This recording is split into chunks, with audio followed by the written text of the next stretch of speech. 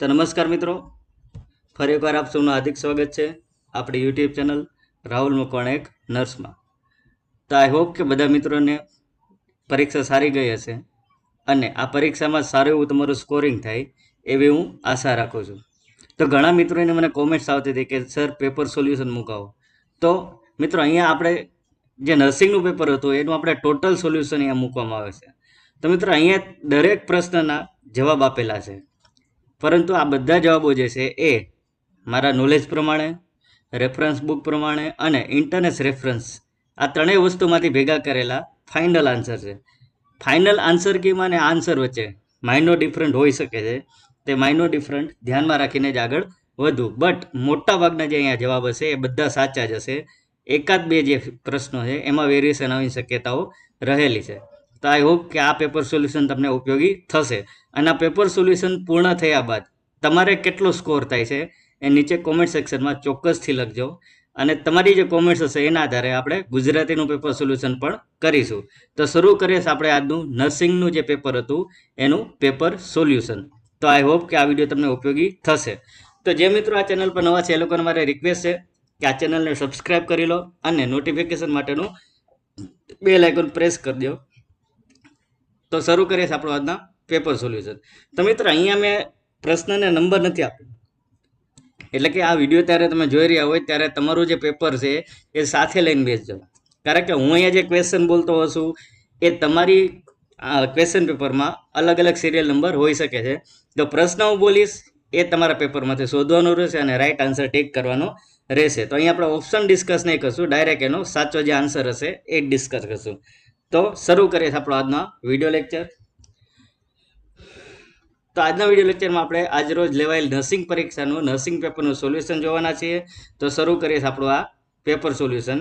જો તમે આ ચેનલ પર નવા છો તો રાહુલ મકવાણા એક ગુજરાતી અને રાહુલ મકવાણા એક નર્સ આ બંને ચેનલને સપોર્ટ કરજો, સબસ્ક્રાઇબ કરજો અને આ વિડીયો તમને ઉપયોગી થાય તો આપના ફ્રેન્ડ સર્કલમાં શેર કરજો, જેથી કરીને એ લોકો પણ કેટલું સ્કોરિંગ થાય છે તેનો અંદાજ લગાવી શકીએ।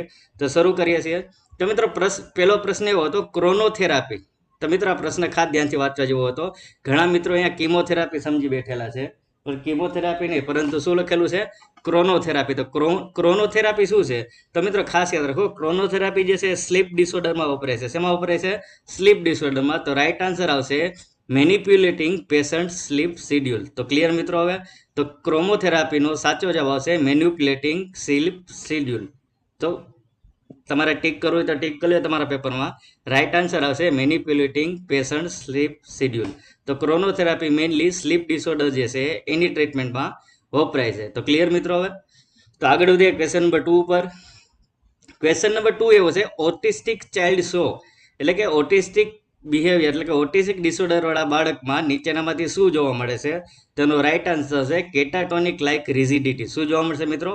કેટાટોનિક લાઇક રિજિડિટી। એટલે એનું જે બિહેવિયર હશે, એનું જે પોસ્ચર હશે એ થોડુંક ડિસ્ટર્બ થઈ ગયું હશે, એને કહેવાય કેટાટોનિક લાઇક રિજિડિટી। તો ક્લિયર મિત્રો હવે?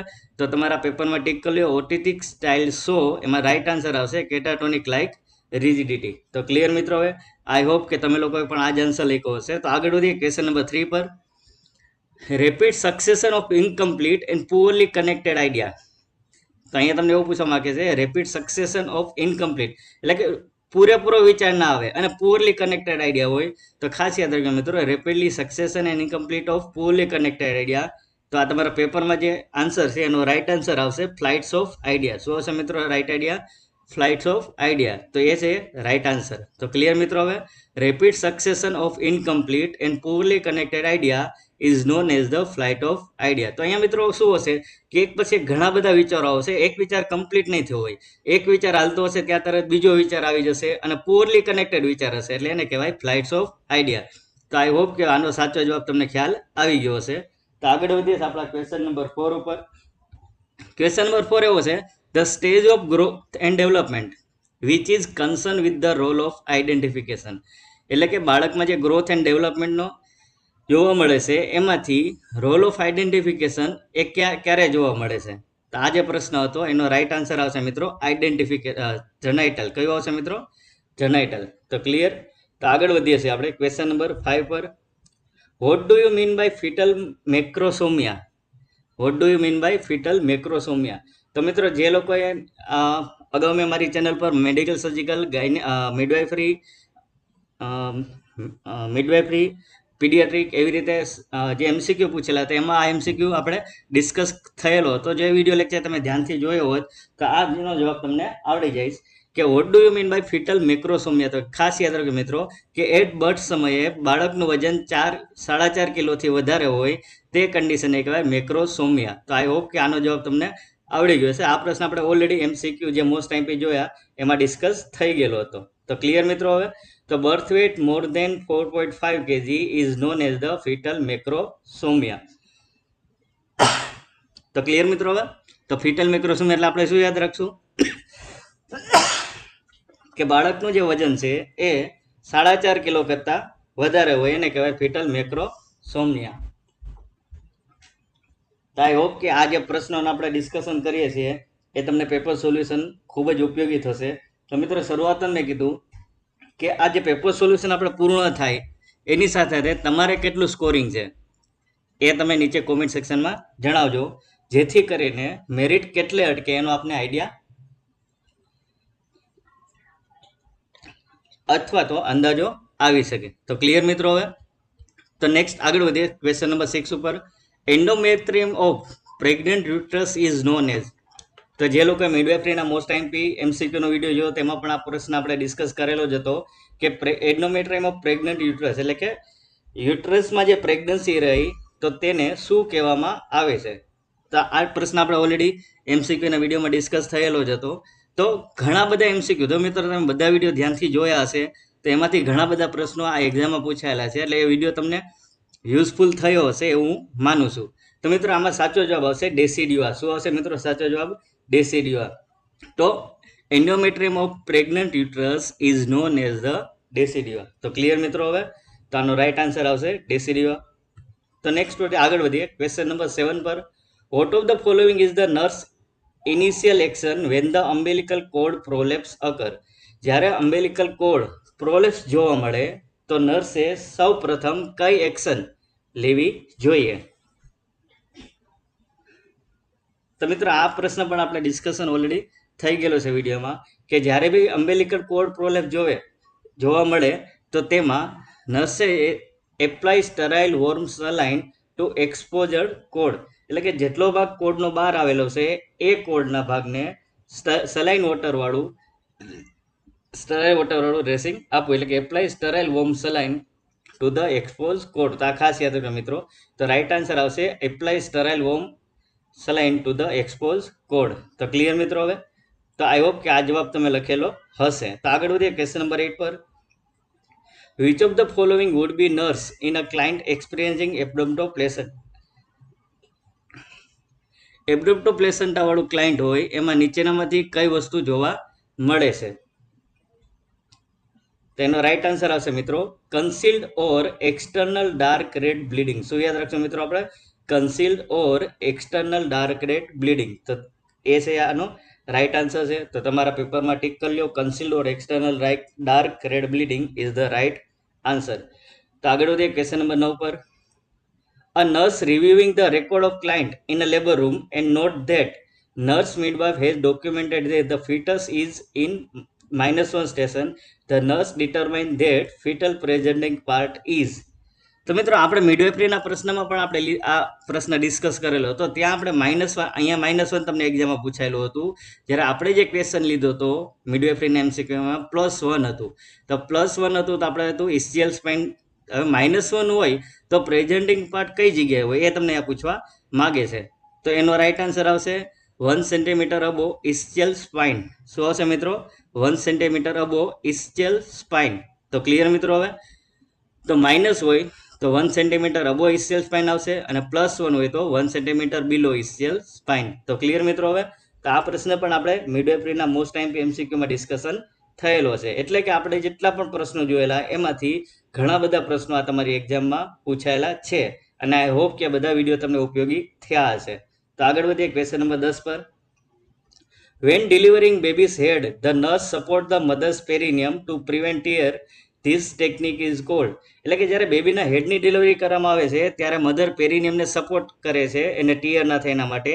તો એ ટેકનિકને શું કહેવામાં આવે છે? એ ટેકનિકને કયા નામે ઓળખવામાં આવે છે? તો ખાસ યાદ રાખો મિત્રો, એ ટેકનિક કહેવાય રિટજન ટેકનિક. શું કહેવાય મિત્રો? Ritgen technique. તો Ritgen technique is the right answer. તો ટીક માર્ક કરી નાખજો મિત્રો, Ritgen technique is the right answer.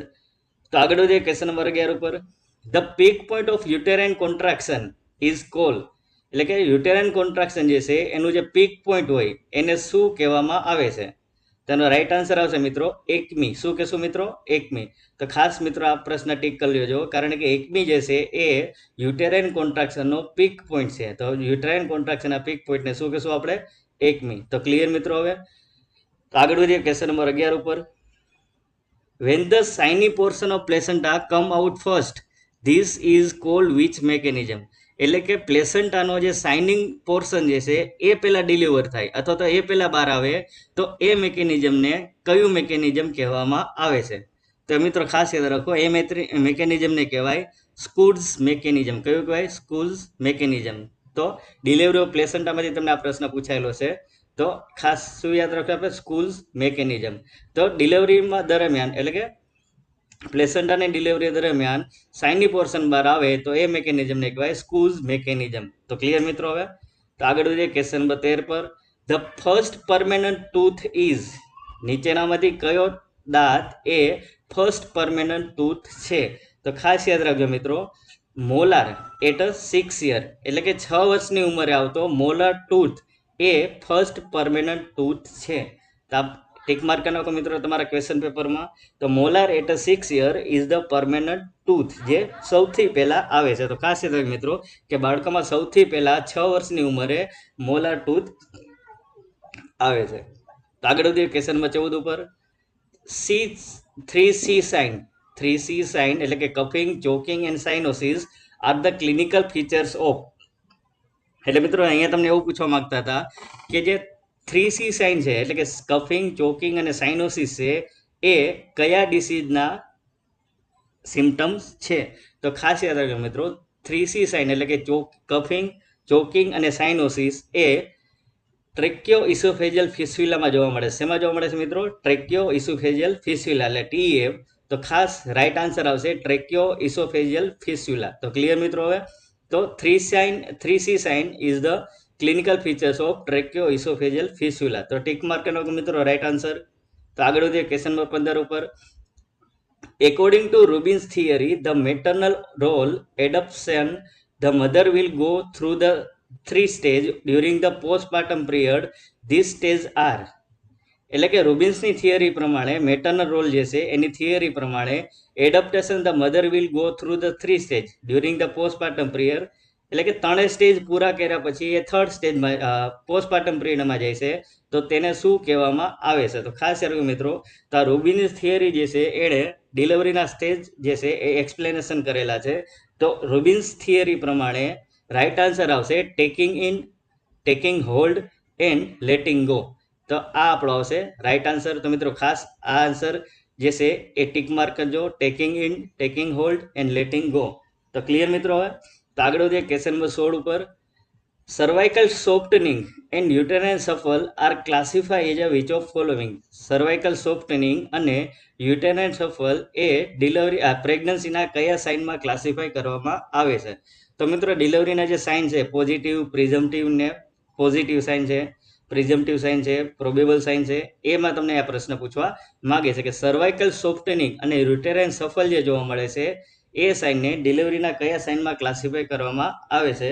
તો ખાસ યાદ રાખજો મિત્રો, સર્વાઇકલ સોફ્ટનિંગ અને યુટેરાઇન સફલ જે છે એને પ્રેગ્નન્સીના પ્રોબેબલ સાઇન ઓફ પ્રેગ્નન્સી તરીકે ઓળખવામાં આવે છે. તો probable sign of pregnancy is the right answer.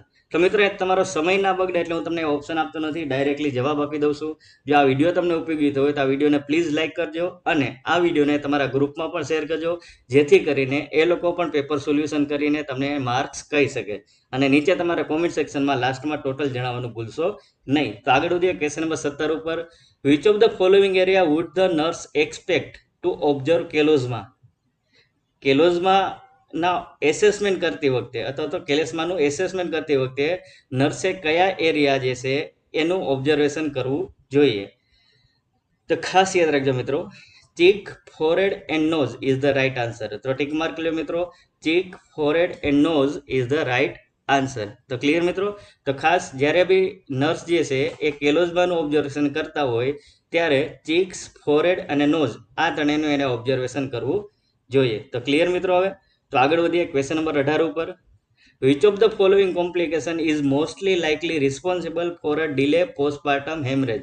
તો મિત્રો મધરમાં જે ડિલે પોસ્ટપાર્ટમ હેમરેજ જોવા મળે છે તેની પાછળનું મોટા ભાગે રિસ્પોન્સિબલ કોઝ અથવા ફેક્ટર કયું છે અથવા રિસ્પોન્સિબલ કોમ્પ્લિકેશન કયું છે એવું તમને પૂછવા માગે છે. તો મિત્રો ખાસ યાદ રાખજો કે મધર જે છે એની ડિલિવરી પછી પોસ્ટપાર્ટમ હેમરેજ જોવા મળે તેની પાછળનું મેજોરિટી જો કોમ્પ્લિકેશન હોય તે છે યુટેરાઇન સબ ઇન્વોલ્યુશન. જે યુટેરસ જે છે એ પોતાની મૂળ અવસ્થામાં, મૂળ કન્ડિશનમાં હોય તેને કહેવાય યુટેરાઇન ઇન્વોલ્યુશન. પણ જ્યારે યુટેરાઇન પોતાની મૂળ પોઝિશનમાં નથી આવતી એને કહેવાય યુટેરાઇન સબ ઇન્વોલ્યુશન. તો ક્લિયર મિત્રો. હવે તો રાઇટ આન્સર આવશે યુટેરાઇન સબ ઇન્વોલ્યુશન.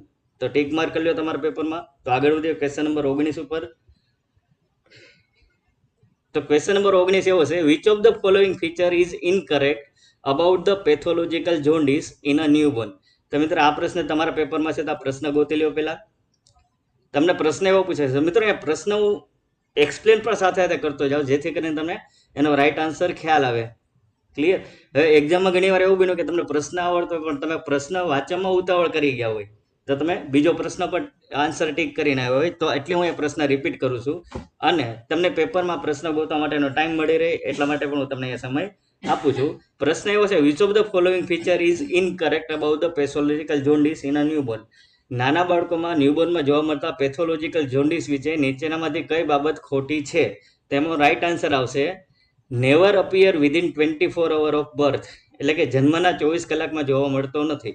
જો મિત્રો જન્મના 24 કલાકમાં જોન્ડિસ જોવા મળે તો એને પેથોલોજીકલ ને બટ શું કહેશું આપણે? Physiological jaundice. તો 24 કલાકમાં જે જોવા મળે એને ફિઝિયોલોજીકલ જોન્ડિસ કહેવાય અને 24 કલાક પછી જોવા મળે તો એને પેથોલોજીકલ જોન્ડિસ કહેવાય. તો આ જે સાઇન સિમ્ટમ છે એ પેથોલોજીકલ જોન્ડિસનું ઇનકરેક્ટ છે. ક્લિયર મિત્રો. હવે તો આગળ વધીએ. Bronze baby syndrome is a complication of. તો તમારા પેપરમાં પ્રશ્ન પહેલા ગોતી લ્યો. પ્રશ્ન એવું કહેવા માંગે છે કે bronze baby syndrome is a complication of, એટલે કે બ્રોન્ઝ બેબી સિન્ડ્રોમ જે છે એ શેનું કોમ્પ્લિકેશન છે? તો મોટાભાગના મિત્રો અહીંયા આ જવાબ આવડી ગયો હશે. તો બ્રોન્ઝ બેબી સિન્ડ્રોમ જે છે એ ફોટોથેરાપીનું કોમ્પ્લિકેશન છે. શેનું મિત્રો કોમ્પ્લિકેશન છે? ફોટોથેરાપી. તો phototherapy is the right answer. તો આગળ વધીએ ક્વેશ્ચન નંબર 21 પર. ક્વેશ્ચન નંબર 21 એવો હતો મિત્રો, name of surgery use to repair cleft lift. તો મિત્રો એ ખાસ યાદ રાખજો, અહીંયા તમને પ્રશ્ન એવો પૂછવા માંગેલો છે કે name of surgery use to repair cleft lift પૂછેલું છે. શું પૂછેલું છે મિત્રો? Cleft lift.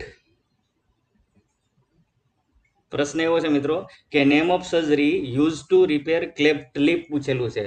તો આ પ્રશ્ન જે હતો એ આપણે પીડિયાટ્રિક્સના જે ચાઇલ્ડ હેલ્થ નર્સિંગના મોસ્ટ ટાઈમ પ્રશ્નો જોયા તેમાં પણ આ વસ્તુ આપણે ડિસ્કશન કરેલી હતી. એટલે કે આ જે પ્રશ્ન છે એ આપણે ડિસ્કસ કરેલું હતું તેમાંથી જ પૂછાયેલો છે.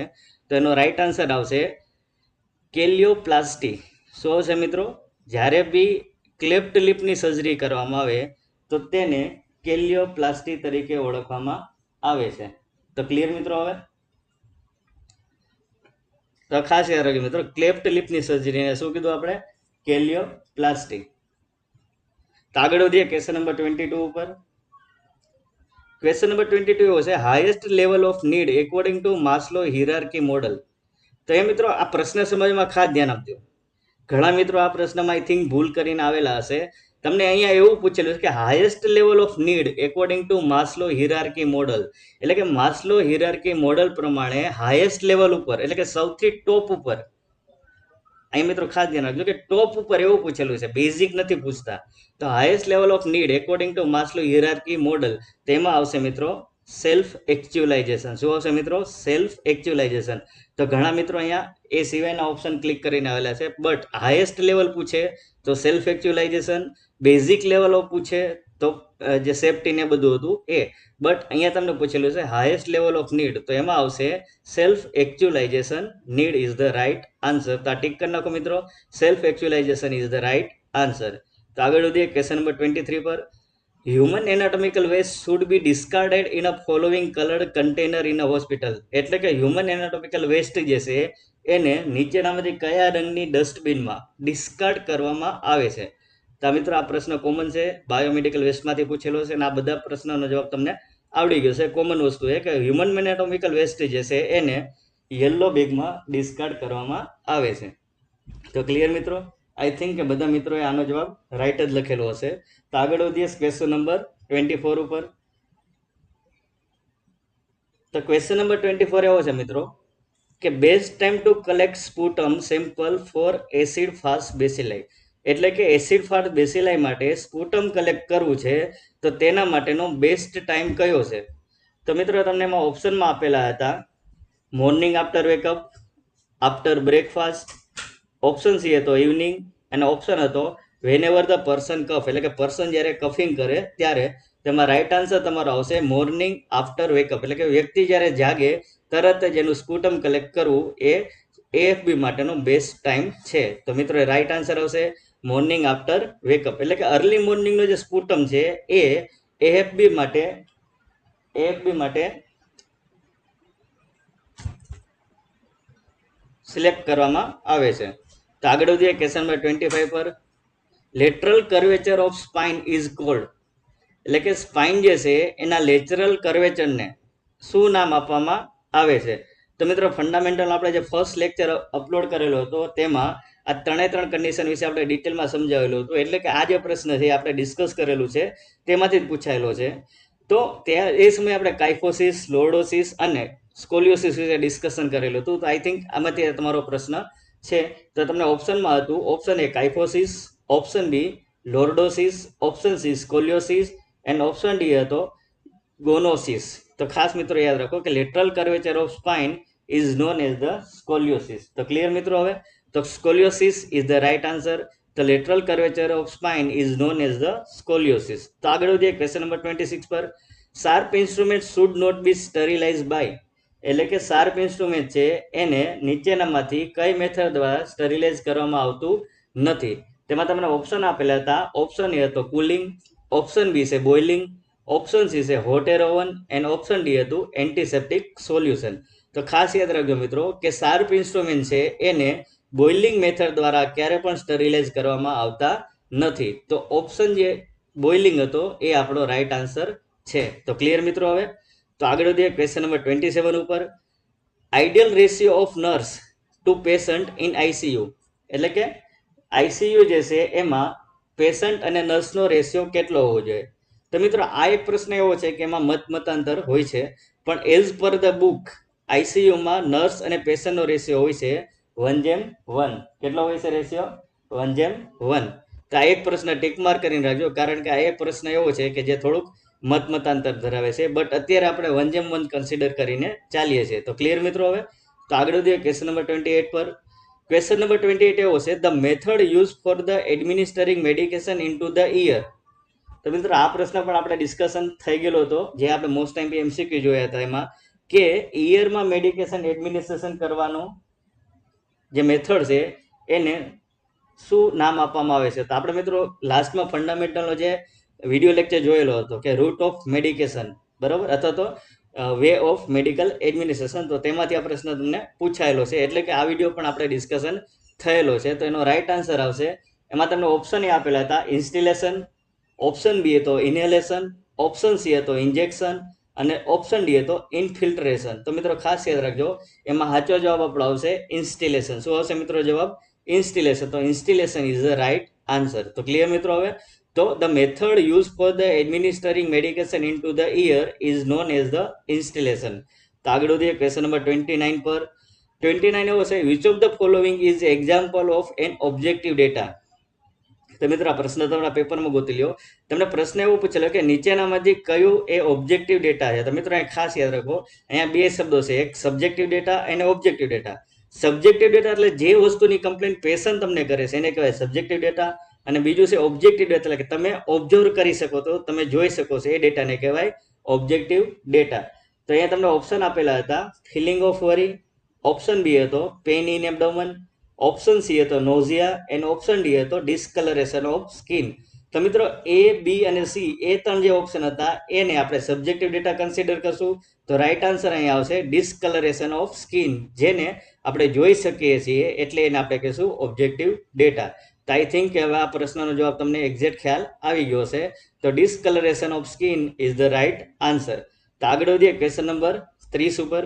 તો ક્વેશ્ચન નંબર 30 પર આગળ વધતા પહેલા મિત્રો, જો આ વિડીયો તમને ઉપયોગી થયો હોય અને તમને પેપર સોલ્યુશનમાં હેલ્પ મળી હોય તો આ વિડીયોને આપણા મેક્સિમમ ફ્રેન્ડ, આપણા મેક્સિમમ ગ્રુપ સર્કલ સાથે શેર કરો, જેથી કરીને એ લોકો પણ નર્સિંગના પેપરનું સોલ્યુશન કરી શકે. તો આગળ વધીએ ક્વેશ્ચન નંબર 30 ઉપર. ક્વેશ્ચન નંબર 30 એવો હતો કે યુનિવર્સલ રિસિપિયન્ટ બ્લડ ગ્રુપ ઇઝ, એટલે કે નીચેનામાંથી કયું બ્લડ ગ્રુપ એવું છે કે જે બધામાંથી બ્લડ લઈ શકે અથવા બધા ગ્રુપનું બ્લડ રિસીવ કરી શકે. તો ઓપ્શન એ હતા ઓ ગ્રુપ, ઓપ્શન બી હતો એબી ગ્રુપ, ઓપ્શન સી હતો એ ગ્રુપ અને ઓપ્શન ડી હતો બી ગ્રુપ. તો ખાસ યાદ રાખજો મિત્રો, એબી બ્લડ ગ્રુપ જે છે એને યુનિવર્સલ રિસિપિયન્ટ તરીકે ઓળખવામાં આવે છે. તો મિત્રો ફંડામેન્ટલનો લેક્ચર 2 આપણે જે અપલોડ કરેલો હતો એમાં આપણે આ બધા આઈએમપી પોઈન્ટ વિશે ડિસ્કશન કરેલું છે. જો તમે આ વિડીયો જોયા હશે મારા બધા, તો આઈ થિંક કે તમને આ બાબતનો પણ રાઈટ આન્સર આવડી ગયો હશે અને ખ્યાલ આવી ગયો હશે. તો આગળ વધીએ ક્વેશ્ચન નંબર 31 પર.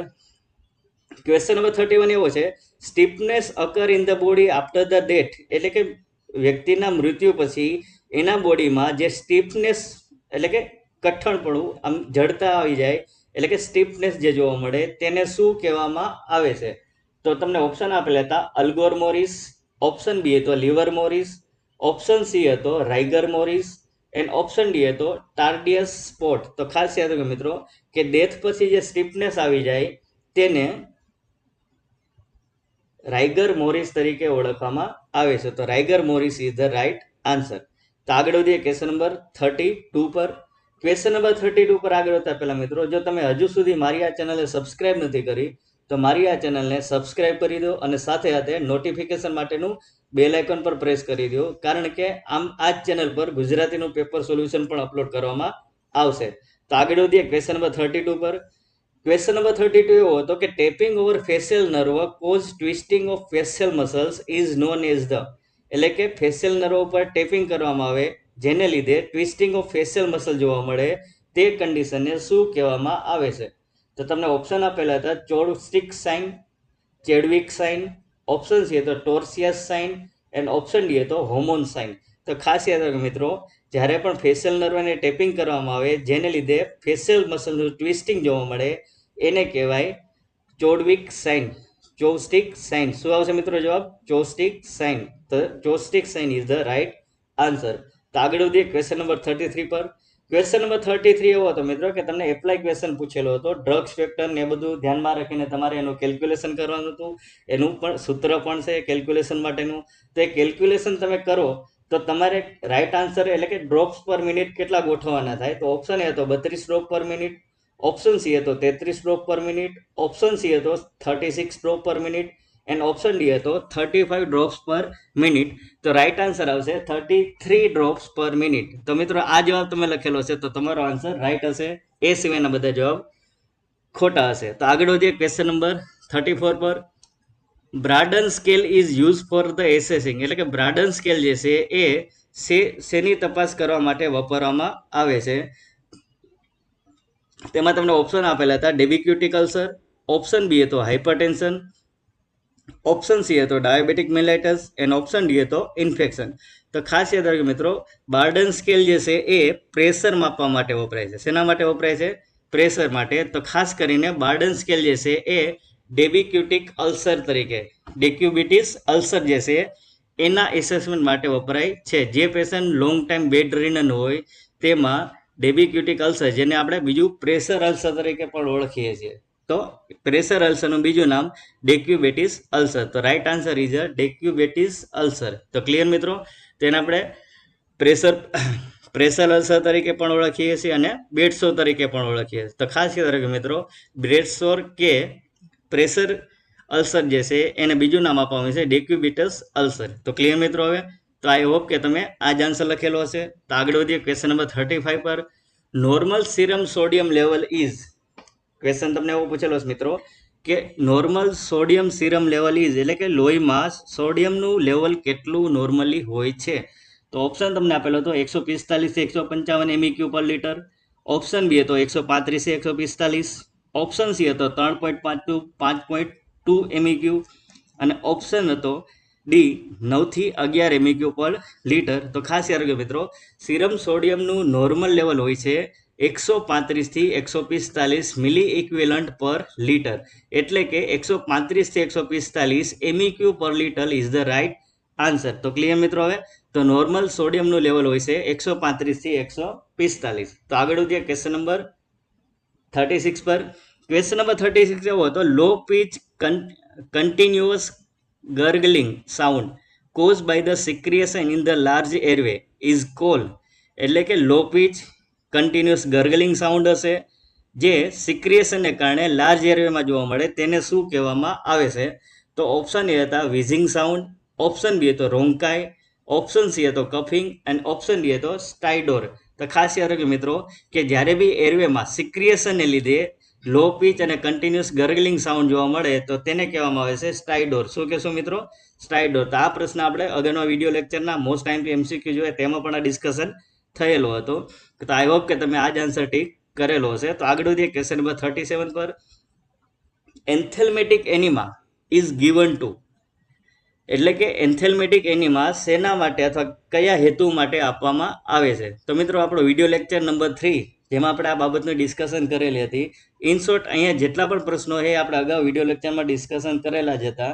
જે વિડીયો લેક્ચર તમે ધ્યાનથી જોયા હોય તો આ બધા પ્રશ્નો તમને આવડી ગયા હશે અને વિડીયો લેક્ચર પર તમને ઉપયોગી થયા હશે એવી હું આશા રાખું છું. તો ક્વેશ્ચન નંબર 37 એવો હતો કે એન્થેલ્મેટિક enema is given to, એન્થેલ્મેટિક enema શેના માટે તો કયા હેતુથી આપવામાં આવે છે. તો ઓપ્શન એ તો રિમૂવ ફ્લેટસ, એટલે કે વધારાની હવા કાઢવી. ઓપ્શન બી છે રિમૂવ ફોરેન પાર્ટિકલ્સ, એટલે કે ફોરેન બોડી રિમૂવ કરવા. ઓપ્શન સી હતો સોફ્ટન હાર્ડ ફેશલ મેટર અને ઓપ્શન ડી હતો ડિસ્ટ્રોય ઇન્ટેસ્ટાઇનલ પેરાસાઇટ. તો ખાસ યાદ રાખો મિત્રો કે ઇન્ટેસ્ટાઇનલ પેરાસાઇટને રિમૂવ કરવા માટે કે ડિસ્ટ્રોય કરવા માટે જે એનિમા આપવામાં આવે તેને કહેવાય એન્થેલ્મેટિક એનિમા. તો destroy intestinal parasite is the right answer. તો આગળ વધીએ ક્વેશ્ચન નંબર 38 પર. An agent that inhibit the growth of bacteria, એટલે કે બેક્ટેરિયાનો ગ્રોથ ઇનિબિટ કરે છે તે એજન્ટને શું નામ આપવામાં આવે છે. તો ખાસ યાદ રાખજો મિત્રો, આનો રાઈટ આન્સર આવશે બેક્ટેરિયોસ્ટેટિક. શું આવશે મિત્રો? બેક્ટેરિયોસ્ટેટિક. જો બેક્ટેરિયાને કિલ અથવા ડિસ્ટ્રોય કરી નાખે ટોટલી તો એને કહેવાય બેક્ટેરિયોસાઇડલ. બેક્ટેરિયાનો ગ્રોથ સ્ટોપ કરી નાખે તો તેને કહેવાય બેક્ટેરિયોસ્ટેટ. તો ક્લિયર મિત્રો. હવે તો આગળ વધીએ ક્વેશ્ચન નંબર 39 પર. Normal serum potassium level is, એટલે કે સિરમ પોટેશિયમનું નોર્મલ લેવલ કેટલું હોય છે. તો અહીંયા તમને બે સિરમ પોટેશિયમના લેવલ પૂછે. અગાઉ તમને સોડિયમનું પૂછેલું હતું અને અહીંયા તમને પૂછેલું છે પોટેશિયમનું, કે પોટેશિયમનું નોર્મલ લેવલ કેટલું હોય છે. તો ઓપ્શન એ હતો 2 થી 3 MEQ પર લીટર. ઓપ્શન બી હતો 2.3 થી 3.1 MEQ લીટર. ઓપ્શન સી હતો 3.5 to 5 MEQ પર લીટર એન્ડ ઓપ્શન ડી હતો 5.1 to 7.4 MEQ પર લીટર. તો ખાસ યાદ રાખો મિત્રો, નોર્મલ સિરમ પોટેશિયમનું લેવલ હોય છે 3.5 to 5 મિલી ઇક્વિવલન્ટ પર લીટર. તો આ આવશે રાઈટ આન્સર 3.5 થી 5. ક્લિયર મિત્રો. હવે તો આગળ વધીએ ક્વેશ્ચન નંબર 40 પર. All of following neuro transmitter expect, એટલે કે નીચેનામાંથી કયું ન્યુરો ટ્રાન્સમીટર નથી. તમને ઓપ્શન આપેલા હતા dopamine, GABA, serotonin and troponin. તો ખાસ યાદ રાખજો મિત્રો કે ડોપામિન જે છે એ ન્યુરો ટ્રાન્સમીટર છે, ગાબા છે એ પણ ન્યુરો ટ્રાન્સમીટર છે, સેરેટોનિન એ પણ ન્યુરો ટ્રાન્સમીટર છે અને ટ્રોપોનિન જે છે એ ન્યુરો ટ્રાન્સમીટર નથી. તો રાઈટ આન્સર આપણો આવશે ઓપ્શન ડી ટ્રોપોનિન. તો ક્લિયર મિત્રો. હવે troponin is the right answer, કારણ કે ટ્રોપોનિન જે છે એ કાર્ડિયાક મસલ્સમાં આવેલા એક મસલ્સ છે જે પ્રોટીનના હોય છે. તો ક્લિયર મિત્રો. હવે તો troponin is the right answer. તો ટ્રોપોનિન છે એ ન્યુરો ટ્રાન્સમીટર નથી. તો આગળ વધીએ ક્વેશ્ચન નંબર 41 પર. Warm, dry, pink skin is seen in, એટલે કે વાર્મ, સૂકી અને ગુલાબી કલરની ચામડી કઈ કન્ડિશનમાં જોવા મળે છે. તો ઓપ્શન એ તમને આપેલો છે એમાં હાઇપોવોલેમિક શોક, કાર્ડિયોજેનિક શોક, એનાફાઇલેટિક શોક અને ન્યુરોજેનિક શોક. તો મિત્રો ખાસ યાદ રાખજો કે વાર્મ, ડ્રાય અને પિંક સ્કિન જે છે એ ન્યુરોલોજીકલ અથવા ન્યુરોજેનિક શોક છે એની મેઇન કેરેક્ટરિસ્ટિક છે. તો ન્યુરોજેનિક શોક ઇઝ ધ રાઇટ આન્સર. તો ક્લિયર મિત્રો હવે? તો આગળ વધીએ ક્વેશ્ચન નંબર 42 પર. Jones criteria guides in the diagnosis of, એટલે કે જોન્સ ક્રાઇટેરિયાની જે ગાઈડલાઇન છે એ શેના ડાયગ્નોસિસ અથવા કઈ કન્ડિશનના ડાયગ્નોસિસ માટે વાપરવામાં આવે છે? તો મિત્રો ખાસ યાદ રાખજો, તમને ઓપ્શન આપેલો હતો. ઓપ્શન એ હતો ઇનઇફેક્ટિવ એન્ડોકાર્ડાઇટિસ, ઓપ્શન બી હતો ર્યુમેટિક ફીવર, ઓપ્શન સી હતો કન્જેસ્ટિવ હાર્ટ ફેલ્યોર, ઓપ્શન ડી હતો કોન્જિનેટલ હાર્ટ ડિસીઝ.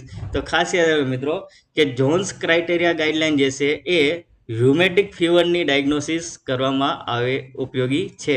તો ખાસ યાદ રાખજો મિત્રો, Jones criteria guides is use for the diagnosis of rheumatic fever. તો ક્લિયર મિત્રો હવે? તો આગળ વધીએ. Abdominal muscles guard is present in, નીચેનામાંથી કઈ કન્ડિશનમાં એબડોમિનલ મસલ્સ ગાર્ડ જોવા મળે છે? તો ખાસ યાદ રાખજો મિત્રો કે એબડોમિનલ મસલ્સ ગાર્ડ ખાસ કરીને જે કન્ડિશન જોવા મળે એમાં તમને ઓપ્શન આપેલો હતો એસાઇટિસ, ઓપ્શન બી હતો પેરિટોનાઇટિસ, ઓપ્શન સી હતો હેમરોઇડ અને ઓપ્શન ડી હતો પેપ્ટિક અલ્સર. તો ખાસ યાદ રાખો મિત્રો કે જે એબડોમિનલ મસલ ગાર્ડ છે એ મેજોરિટી ઇન્ફેક્શિયસ કન્ડિશનમાં જોવા મળશે. તો ઇન્ફેક્શિયસ કન્ડિશનમાં આપણી પાસે હતું પેરિટોનાઇટિસ. તો ક્લિયર મિત્રો હવે? તો abdominal muscles guard is present in peritonitis is the right answer. તો ઓપ્શન બી જે છે peritonitis is the right answer. તો ક્લિયર મિત્રો હવે? તો આગળ વધીએ ક્વેશ્ચન નંબર 44 પર. ક્વેશ્ચન નંબર 44 એવો હતો, warfarin toxicity can be treated with, એટલે કે વારફેરિન ટોક્સિસિટી જે છે એ શેના દ્વારા ટ્રીટ કરી શકાય અથવા તો શેની મદદથી ટ્રીટ કરી શકાય? તમને ઓપ્શન એ આપેલો હતો ફેનિટોડિન એટલે કે વિટામિન કે, રોટામિન સલ્ફેટ, ઓપ્શન બી આપેલો હતો, ઓપ્શન સી આપેલો હતો acetyl cysteine and option D હતો હિપેરિન. તો ખાસ યાદ રાખો મિત્રો કે વારફેરિન ટોક્સિસિટી જે છે એ વિટામિન કે એટલે કે ફેનિટોડિન છે એનાથી એને ટ્રીટ કરી શકાય. તો વિટામિન કે ઇઝ ધ રાઇટ આન્સર. તો વિટામિન કે જે છે એ વારફેરિન ટોક્સિસિટીમાં આપવામાં આવે છે. તો warfarin toxicity is treated with the help of vitamin K. તો ક્લિયર મિત્રો હવે? તો આગળ વધીએ ક્વેશ્ચન નંબર 45 પર. ક્વેશ્ચન નંબર 45 એવો હતો, which hormone is release from zona glomerulosa. પ્રશ્ન ખાસ સમજો મિત્રો, which hormone is release from zona glomerulosa. તો અહીંયા તમને ઓપ્શન આપેલા હતા મિત્રો, ઇસ્ટ્રોજન, આલ્ડોસ્ટેરોન, એડ્રીનાલિન કે કોર્ટિસોલ. એટલે કે ગ્લોમેરુલોસામાંથી નીચેનામાંથી કયો હોર્મોન રિલીઝ થાય છે? તો ઓપ્શન હતો ઇસ્ટ્રોજન, ઓપ્શન બી હતો આલ્ડોસ્ટેરિન, ઓપ્શન સી હતો એડ્રીનાલિન એન્ડ ઓપ્શન ડી હતો કોર્ટિસોલ. તો ખાસ યાદ રાખજો મિત્રો, આલ્ડોસ્ટેરોન જે છે એ ઝોના ગ્લોમેરુલોસા દ્વારા રિલીઝ કરવામાં આવે છે અથવા તો સિક્રીઝ થાય છે. તો આલ્ડોસ્ટેરોન ઇઝ ધ રાઇટ આન્સર. તો આગળ વધીએ ક્વેશ્ચન નંબર 46 પર.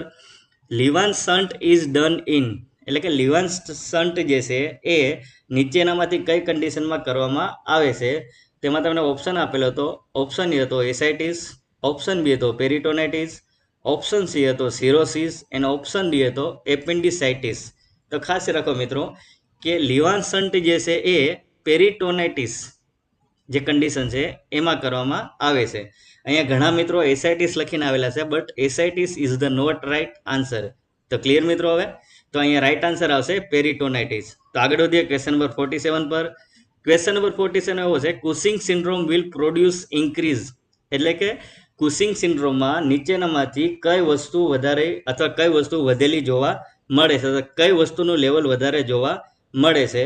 તેમાં તમને ઓપ્શન આપેલા હતા, A urine output, B serum potassium, C glucose level and D immune response. તો ખાસ રાખો મિત્રો કે કુસિંગ સિન્ડ્રોમ જે છે એમાં ગ્લુકોઝ લેવલ વધારે જોવા મળે છે. તો ક્લિયર મિત્રો હવે? તો કુસિંગ સિન્ડ્રોમમાં ખાસ શું વધારે જોવા મળશે આપને? Glucose level. તો option C is the right answer, glucose level. તો આગળ વધીએ ક્વેશ્ચન નંબર 48 પર. The most common injury in blunt abdominal trauma. The most common injury in blunt abdominal trauma. જ્યારે પણ એબડોમિનલ પાર્ટમાં બ્લન્ટ ટ્રોમા થાય ત્યારે મોસ્ટ કોમનલી કયા એબડોમિનલ ઓર્ગનને ઇન્જુરી થવાની શક્યતાઓ રહેલી છે? તો પ્રશ્ન એવો હતો મિત્રો કે પેટની સામાન્ય ઈજા કયા ભાગમાં થાય છે? તો ઓપ્શન એ હતો કિડની, ઓપ્શન બી હતો લીવર, ઓપ્શન સી હતો બ્લાડર એન્ડ ઓપ્શન ડી હતો સ્પ્લીન. તો ખાસ યાદ રાખો મિત્રો કે જ્યારે પણ બ્લન્ટ એબ્ડોમિનલ ટ્રોમા જોવા મળે તે બ્લન્ટ એબ્ડોમિનલ ટ્રોમામાં સ્પ્લીનને વધારે પડતું ડેમેજ થાય છે, કારણ કે સ્પ્લીન જે છે એ વધારે ડેમેજ થવાની શક્યતાઓ રહેલી છે. તો ખાસ યાદ રાખજો મિત્રો કે જ્યારે પણ બ્લન્ટ એબ્ડોમિનલ ટ્રોમા થાય તો એમાં સ્પ્લીન જે છે એ વધારે ઇન્જર થયેલી જોવા મળે છે. તો D spleen is the right answer. તો આગળ વધીએ ક્વેશ્ચન નંબર 49 પર. ફ્રેક્ચર ઓફ ડિસ્ટલ રેડિયસ એટલે કે ડિસ્ટલ રેડિયસનું જે ફ્રેક્ચર જોવા મળે તેને કયું નામ આપવામાં આવે છે, અથવા તો ડિસ્ટલ રેડિયસના ફ્રેક્ચરને કયા નામે ઓળખવામાં આવે છે?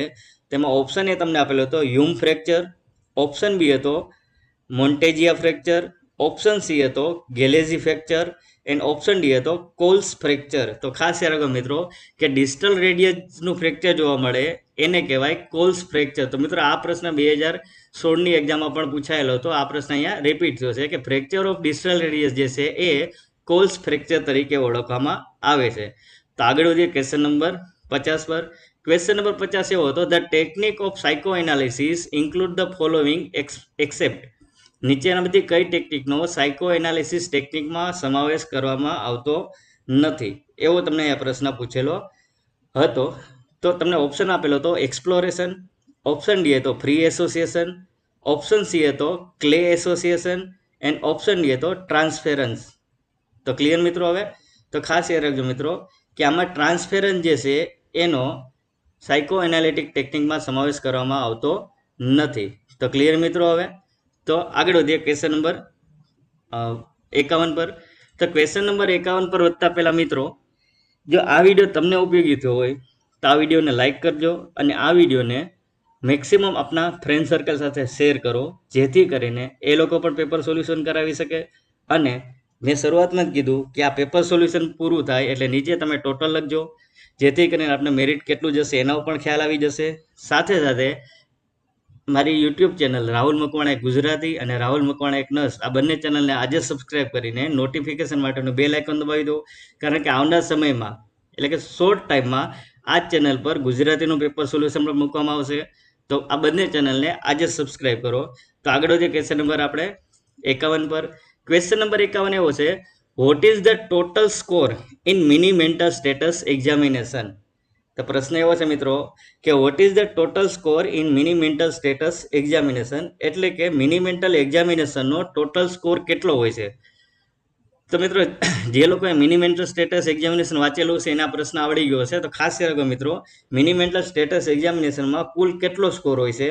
તો ઓપ્શન એ આપેલો હતો 25, ઓપ્શન બી હતો 30, ઓપ્શન સી હતો 32 એન્ડ ઓપ્શન ડી હતો 35. તો ખાસ યાદ રાખો મિત્રો કે મિની મેન્ટલ સ્ટેટસ એક્ઝામિનેશન છે એમાં કુલ સ્કોર હોય છે 30. કેટલો હોય છે મિત્રો? 30. તો option B 30 is the right answer. તો ખાસ રાખો મિત્રો કે મિની મેન્ટલ સ્ટેટસ એક્ઝામિનેશન છે એનો કુલ સ્કોર હોય છે 30. તો ક્લિયર મિત્રો? હવે તો આગળ વધીએ ક્વેશ્ચન નંબર 52 પર. Omega sign is seen in which of the following, એટલે કે ઓમેગા સાઇન એ નીચેનામાંથી કઈ કન્ડિશનમાં જોવા મળે છે? તો ઓપ્શન એ હતો એન્ક્સિયસ પેશન્ટ એટલે કે ચિંતાવાળું પેશન્ટ, ડિલ્યુડેડ પેશન્ટ એટલે કે ભ્રમિત પેશન્ટ, ઓપ્શન સી હતો ડિપ્રેસ પેશન્ટ એટલે કે હતાશાવાળું પેશન્ટ એન્ડ ઓપ્શન ડી હતો નેગેટિવ પેશન્ટ એટલે કે નકારાત્મક દર્દી. તો ખાસ યાદ રાખજો મિત્રો કે ઓમેગા સાઇન જે છે એ સાઇન ખાસ કરીને ડિપ્રેશનવાળા પેશન્ટમાં જોવા મળે છે. શેમાં જોવા મળે છે મિત્રો? ડિપ્રેશનવાળા પેશન્ટમાં. તો depress patient is the right answer. તો ખાસ યાદ રાખો ઓમેગા સાઇન ઇઝ પ્રેઝન્ટ અથવા તો omega sign is present in the depress patient. તો option C depress patient is the right answer. તો આગળ વધીએ ક્વેશ્ચન નંબર 53 પર. Reema is admitted in psychiatric ward refuse to eat breakfast by stating the food is poison. The kind of response is an example of, એટલે કે રીમા જે છે એને psychiatric વોર્ડમાં દાખલ કરવામાં આવેલી છે અને જ્યારે એને ખાવા માટે બ્રેકફાસ્ટ આપ્યો તો એ એવું કહે છે કે આ નાસ્તામાં ઝેર ઉમેરેલું છે. તો આ જે વાક્ય છે એ વાક્ય શું દર્શાવે છે? તો ઓપ્શન એ આપેલો હતો હેલ્યુઝિનેશન, ઓપ્શન બી હતો ઇલ્યુઝન, ઓપ્શન સી હતો ડિલ્યુઝન અને ઓપ્શન ડી હતો એમ્પથી. તો ખાસ યાદ રાખો મિત્રો કે આ પ્રકારનું જે બિહેવિયર છે, આ પ્રકારનું જે સ્ટેટમેન્ટ છે એ એવું દર્શાવે કે પેશન્ટને ડિલ્યુઝન છે. તો શું આવશે મિત્રો આપણો right answer? Option C, delusion is the right answer. તો ક્લિયર મિત્રો હવે? તો આગળ વધીએ ક્વેશ્ચન નંબર 54 પર. ક્વેશ્ચન નંબર 54 એવો હતો કે which of the following condition is an early symptoms of માઇસ્થેનિયા ગ્રેવિસ? નીચેનામાંથી માઇસ્થેનિયા ગ્રેવિસનું કયું અર્લી સિમ્ટમ છે? તો મિત્રો ખાસ યાદ રાખો, માઇસ્થેનિયા ગ્રેવિસમાં ફેશિયલ નર્વ જે છે એની ડેફિશિયન્સી અથવા તેના જે ફંક્શન છે એનું ઇમ્પેર ફંક્શન થાય, એને લીધે માઇસ્થેનિયા ગ્રેવિસ જોવા મળે છે. તો ખાસ યાદ રાખો મિત્રો કે માઇસ્થેનિયા ગ્રેવિસ જે છે એ ફેશિયલ નર્વની ડિફોર્મિટીને લીધે જોવા મળે છે. તો અહીંયા તમને પ્રશ્ન એવો પૂછેલો કે which of the following condition is a early symptoms of માઇસ્થેનિયા ગ્રેવિસ? એટલે કે નીચેનામાંથી કયું સિમ્ટમ જે છે એ માઇસ્થેનિયા ગ્રેવિસનું અર્લી સિમ્ટમ છે? તો ઓપ્શન તમને આપેલો હતો સ્ટોસિસ, ઓપ્શન બી હતો ડિસ્ફેઝિયા એટલે કે ગળવામાં તકલીફ પડે, ઓપ્શન સી હતો ફટીગ ઇમ્પ્રુવિંગ ધ ઇવનિંગ, થાક કે જે સાંજે ઓછો થઈ જાય, ઓપ્શન ડી હતો રેસ્પિરેટરી ડિસ્ટ્રેસ. તો ખાસ યાદ રાખો મિત્રો કે સ્ટોસિસ એટલે કે ડ્રુપલિંગ ઓફ આઈલિડ એટલે કે આંખ જે છે એ ઢળી જાય, તો ડ્રુપલિંગ ઓફ આઈલિડ એટલે કે ptosis is the right answer. તો ક્લિયર મિત્રો હવે? તો આગળ વધીએ ક્વેશ્ચન નંબર 55 પર. A baby with cyanotic spell can be calm by providing એટલે કે બાળકમાં સાઇનોટિક સ્પેલવાળા બાળકને કઈ રીતે શાંત રાખી શકાય? તો ઓપ્શન એ આપેલો હતો ફાઉલસ પોઝિશન, ઓપ્શન બી હતો નીચેસ પોઝિશન, ઓપ્શન સી હતો સુપાઇન પોઝિશન એન્ડ ઓપ્શન ડી હતો પ્રોન પોઝિશન. તો સાઇનોટિક સ્પેલવાળા બાળકને કઈ રીતે શાંત રાખી શકાય એવું તમને પૂછવા માંગતા હતા. તો એમાં રાઈટ આન્સર આવશે નીચેસ્ટ પોઝિશન. શું આવશે મિત્રો? નીચેસ્ટ પોઝિશન એટલે કે option B knee chest position is the right answer. એટલે કે જ્યારે પણ સાઇનોટિક સ્પેલવાળા બાળકને નીચેસ્ટ પોઝિશનમાં આપવામાં આવે તો તેને શાંત રાખી શકાય છે. તો આગળ વધીએ ક્વેશ્ચન નંબર 56 પર. ક્વેશ્ચન નંબર 56 એવો હતો મિત્રો કે lead poisoning is also known as એટલે કે લીડ પોઈઝનિંગ જે જોવા મળે છે એને બીજા કયા નામે ઓળખવામાં આવે છે? તો ઓપ્શન એ આપતો એસ્ટ્રેક્સિસ, ઓપ્શન બી હતો પ્લમ્બિઝમ, ઓપ્શન સી હતો પલ્મર વિન્જન સિન્ડ્રોમ એન્ડ ઓપ્શન ડી હતો પ્રેડર વિલી સિન્ડ્રોમ. તો ખાસ રાખો મિત્રો કે લીડ પોઈઝનિંગ જે છે એને પલ્મિઝમ તરીકે પણ ઓળખવામાં આવે છે. તો રાઈટ આન્સર આવશે ઓપ્શન બી પલ્મિઝમ. તો ખાસ યાદ રાખો મિત્રો કે lead poisoning is also known as the plumbism. તો ક્લિયર મિત્રો હવે? તો આગળ વધીએ ક્વેશ્ચન નંબર 57 પર. Logan's bow is use post operatively after the surgical repair of.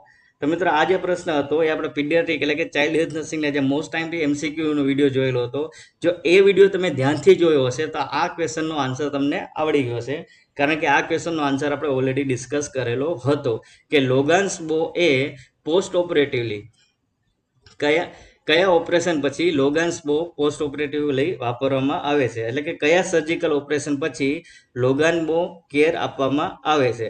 તો ઓપ્શન એ આપેલા હતા તમને ક્લેપ્ટ લિફ્ટ ઓર ક્લેપ પેલેટ, ઓપ્શન બી હતો ઇસોફેજિયલ એટ્રેસિયા, ઓપ્શન સી હતો ઇંગ્વાઇનલ હર્નિયા એન્ડ ઓપ્શન ડી હતો હાઇટસ હર્નિયા. તો ખાસ રાખો મિત્રો કે લોગાન્સ બો હોય તે ફરજિયાત ક્લેપ્ટ લિફ્ટ અથવા ક્લેપ્ટ પેલેટની જે સર્જરી કરેલી હોય એવા પેશન્ટને પોસ્ટ ઓપરેટિવલી લોગાન્સ બો આપવામાં આવે છે. તો ક્લિયર મિત્રો હવે? તો રાઈટ આન્સર આવશે option A cleft lift or cleft palate. તો ક્લિયર મિત્રો હવે? તો આગળ વધીએ ક્વેશ્ચન નંબર 58 પર. ક્વેશ્ચન નંબર 58 એવો હતો મિત્રો કે spasm of the facial muscles occur in એટલે કે કઈ કન્ડિશનમાં ચહેરાની માંસપેશીઓમાં તાણ આવે છે? તો મિત્રો આ એક પ્રશ્ન એ પણ ક્વેરી કરીને રાખજો, કારણ કે આ પ્રશ્નમાં એક કરતાં વધારે મલ્ટિપલ આન્સર આવી શકે છે, કારણ કે આ કન્ડિશન તમને ટીટેનીમાં પણ જોવા મળે છે અને હાઇપર કેલ્શિયમમાં પણ જોવા મળે છે. એટલે કે આ પ્રશ્ન અત્યારે આપણે ક્વેરીમાં રાખીએ છીએ, but spasm of special muscles generally ટીટેનીમાં જોવા મળે છે. તો અત્યારે ટેન્ટેટિવલી આપણે આ પ્રશ્નનો રાઈટ આન્સર રાખીએ છીએ ટીટેની. તો ક્લિયર મિત્રો? તો આ બીજો પ્રશ્ન એવો થશે કે જે આપણે ક્વેરી તરીકે મૂકીએ છીએ, જેના એક કરતાં વધારે જવાબ આવી શકે છે. તો આગળ વધીએ ક્વેશ્ચન નંબર 59 પર. કોમ્પ્લિકેશન ઓફ બ્રોન્કાઇટિસ ઇઝ એટલે કે બ્રોન્કાઇટિસનું નીચેનામાંથી કયું કોમ્પ્લિકેશન છે? તો ઓપ્શન એ હતો સેરેબ્રલ એબ્સેસ, ઓપ્શન બી હતો લંગ્સ એબ્સેસ, ઓપ્શન સી હતો એમાઇલોડોસિસ એન્ડ ઓપ્શન ડી હતો ઓલ ઓફ અબો. એટલે કે બ્રોન્કાઇટિસ જે છે બ્રોન્કિયોસ્ટેટિક જે છે એનું મોસ્ટ કોમન કોમ્પ્લિકેશન કયું છે? તો ખાસ એ રાખજો મિત્રો કે બ્રોન્કિયો એટલેક્ટિક છે એનું મોસ્ટ કોમન આવશે કોમ્પ્લિકેશન લંગ્સ એબ્સેસ. શું આવશે મિત્રો? લંગ્સ એબ્સેસ. તો ક્લિયર મિત્રો. હવે તો આગળ વધીએ આપણે ક્વેશ્ચન નંબર 60 પર.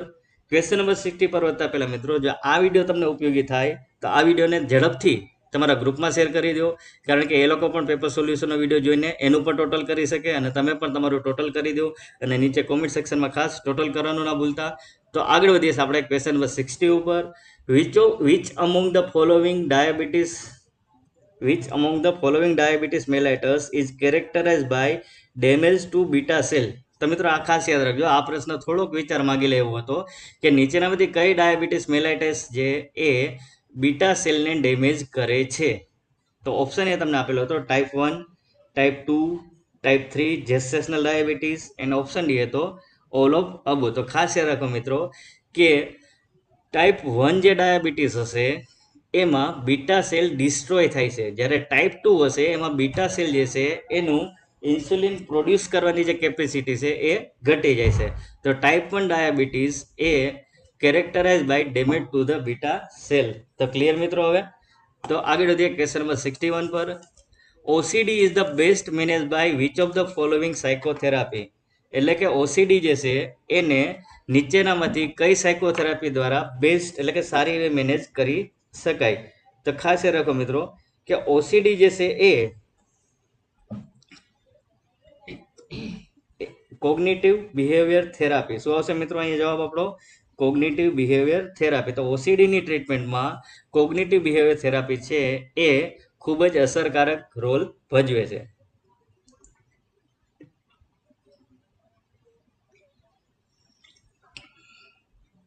તો આગળ વધીએ આપણા ક્વેશ્ચન નંબર 62 પર. ક્વેશ્ચન નંબર 64 એવો છે મિત્રો,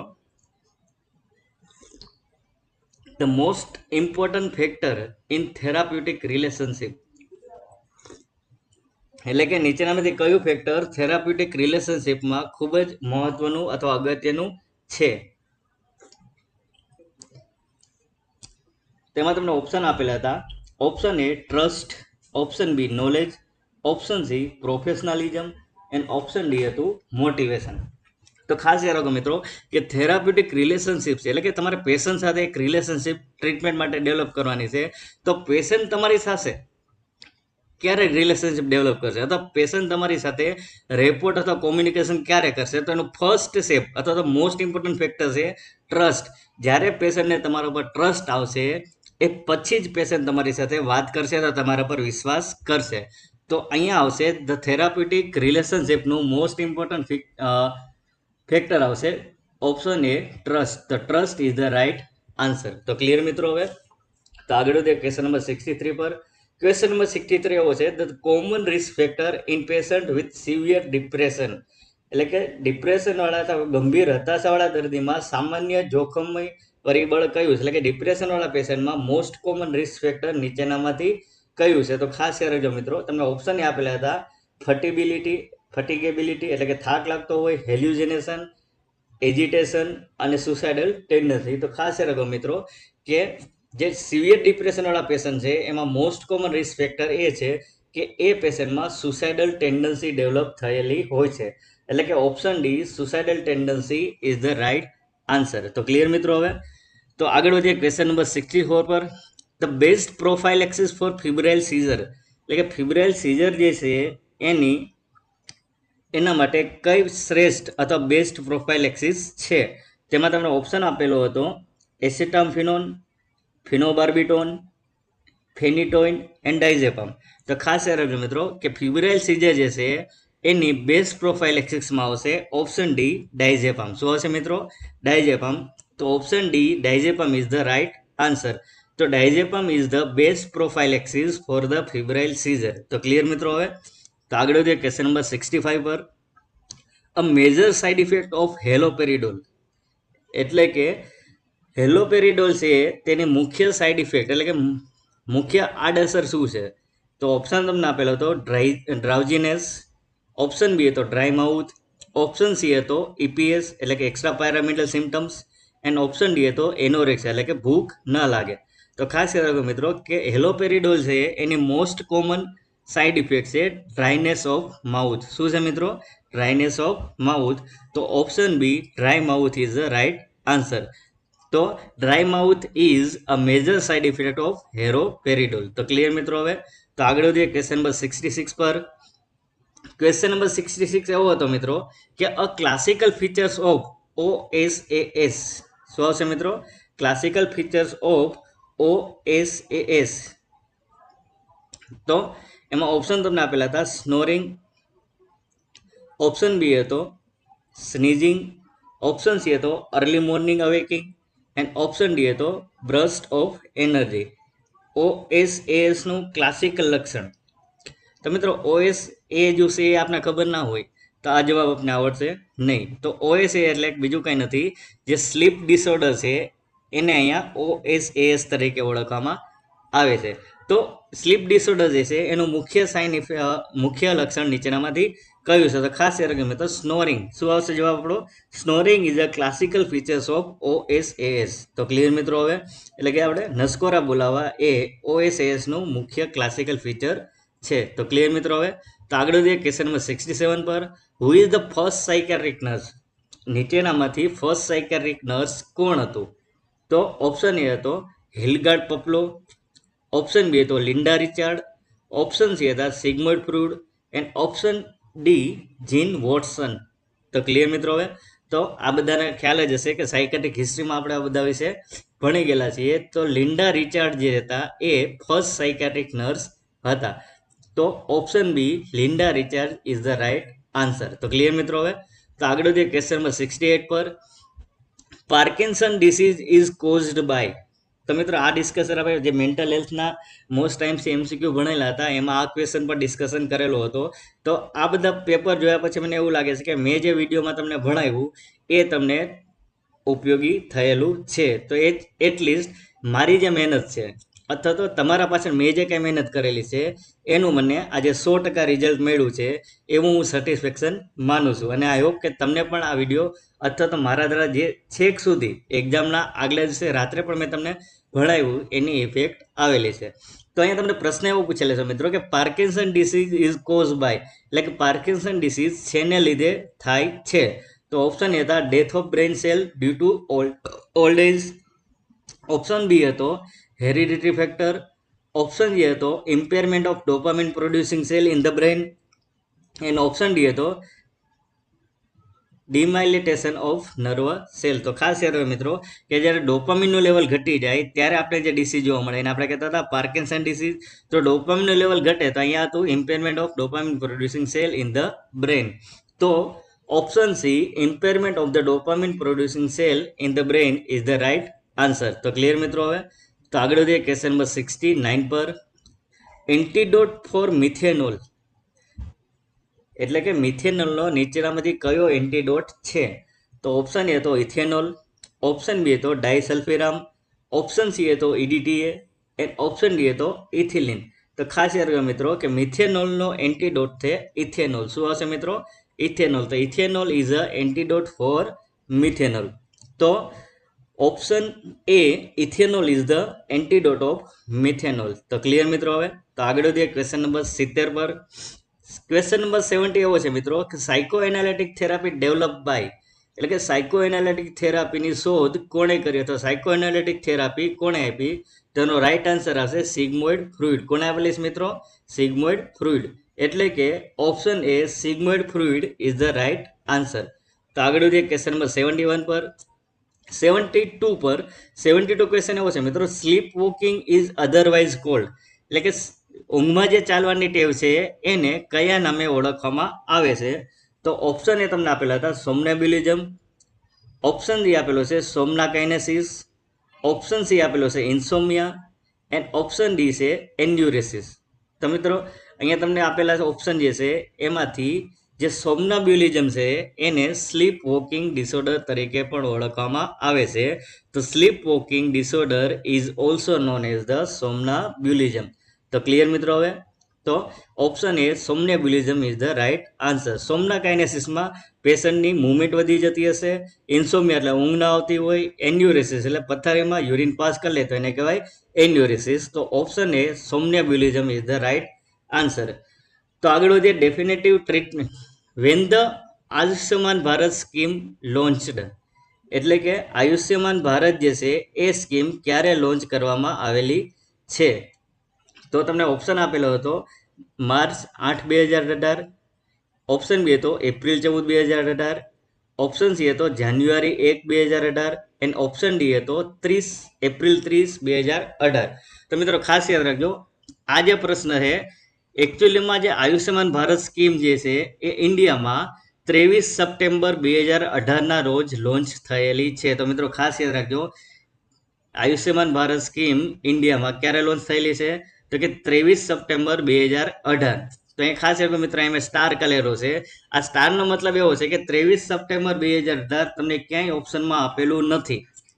તો ક્લિયર મિત્રો. હવે તો જ્યારે ફાઇનલ આન્સર કી આવશે ત્યારે આમાં કોઈ પણ જવાબ તમે ટિક કરેલો છે તો તમને 1 માર્ક કન્સિડર કરવામાં આવશે, કારણ કે રાઈટ આન્સર છે 23 સપ્ટેમ્બર 2018, જે તમને ઓપ્શનમાં ક્યાંય આપેલો નથી. એટલે કે આમાં જે બી ટિક કરેલું હશે એ તમારો રાઈટ આન્સર કન્સિડર કરવામાં આવશે. તો ક્લિયર મિત્રો. હવે તો ફાઇનલ આન્સર કી આવે ત્યારે આપણે આ ક્વેશ્ચન યાદ રાખવાનો, એટલે મેં અહીંયા ક્વેશ્ચનની પાછળ સ્ટાર કરેલો છે. સ્ટારનો મતલબ થાય કે ઓપ્શનમાં સાચો જવાબ આપેલો નથી. તો આયુષ્યમાન ભારત સ્કીમ ઇન્ડિયામાં 23 સપ્ટેમ્બર 2018ના રોજ લોન્ચ કરવામાં આવેલી હતી. તો આગળ વધીએ ક્વેશ્ચન નંબર 74 પર. What does G stand for the Gobardhan Yojana, એટલે કે ગોબરધન યોજના જે છે એમાં જીનો મતલબ શું થાય? તો મિત્રો ખાસ સમજો કે અહીંયા તમને એવું પૂછેલું છે કે નીચેનામાંથી જે ગોબરધન યોજના ગવર્મેન્ટે લોન્ચ કરેલ છે તે ગોબરધનમાં જીનો મતલબ શું થાય? તો ખાસ કરીને મિત્રો જીનો મતલબ થાય ગેલ્વેનાઇઝિંગ. શું થશે મિત્રો? મતલબ ગેલ્વેનાઇઝિંગ. તો ગોબરધન યોજનામાં જીનો મતલબ થાય છે ગેલ્વેનાઇઝિંગ. તો આઈ હોપ કે હવે આનો જવાબ તમને આવડી ગયો હશે. તો આગળ વધીએ ક્વેશ્ચન નંબર 75 પર. ક્વેશ્ચન નંબર 75 એવો હતો મિત્રો કે Gujarat government launch the Purna project to eliminate the malnutrition among the girls in the age group of 14 થી 18 પૂર્ણા સ્ટેન્ડ ફોર, એટલે કે ગુજરાત સરકારે 14 થી 18 વર્ષની વય જૂથની છોકરીઓમાં કુપોષણ દૂર કરવા માટે પૂર્ણ પ્રોજેક્ટ શરૂ કરેલો હતો. તો પૂર્ણા એટલે શું? તો મિત્રો ખાસ યાદ રાખજો, પૂર્ણા એટલે શું તમને એવું એ પૂછવા માંગે છે. તો પૂર્ણાનો જે મતલબ છે એ છે prevention of under nutrition and reduction of nutritional anaemia among the adolescent is known as the Purna. તો પૂર્ણાનું ફરીવાર આખું નામ બોલું છું મિત્રો. Prevention of under nutrition and reduction of nutritional anaemia among the adolescent, એને આપણે શું નામ આપી દીધું? પૂર્ણા. તો ક્લિયર મિત્રો. હવે તો આ આવશે પૂર્ણાનો રાઈટ આન્સર. તો ક્લિયર મિત્રો. હવે તો તમારું જે પેપર હતું એમાં option A prevention of under nutrition and reduction of nutritional anaemia among the adolescent, એટલે કે ઓપ્શન એ જે છે એ રાઈટ આન્સર આવશે. તો આગળ વધીએ ક્વેશ્ચન નંબર 76 પર. Which method is use to remove temporary hardness of water, એટલે કે પાણી જે છે એની હાર્ડનેસ જે છે એ રિમૂવ કરવા માટેની ટેમ્પરરી મેથડને કયા નામે ઓળખવામાં આવે છે? તો ઓપ્શન એ હતો base exchange process, option B હતો પરમ્યુટેડ મેથડ, ઓપ્શન સી હતો Clark method and option D હતો ઓલ ઓફ અબો. તો ખાસ યાદ રાખો મિત્રો કે વોટર જે છે એની ટેમ્પરરી હાર્ડનેસ રિમૂવ કરવાની જે મેથડ છે એને ક્લાર્ક મેથડ તરીકે ઓળખવામાં આવે છે. કઈ મેથડ તરીકે? Clarke method. તો option C Clarke method is the right answer. તો ક્લિયર મિત્રો. હવે તો પાણી જે છે એની ટેમ્પરરી હાર્ડનેસ રિમૂવ કરવાની જે મેથડ છે એને ક્લાર્ક મેથડ તરીકે ઓળખવામાં આવે છે. તો આગળ જોઈએ ક્વેશ્ચન નંબર 77 પર.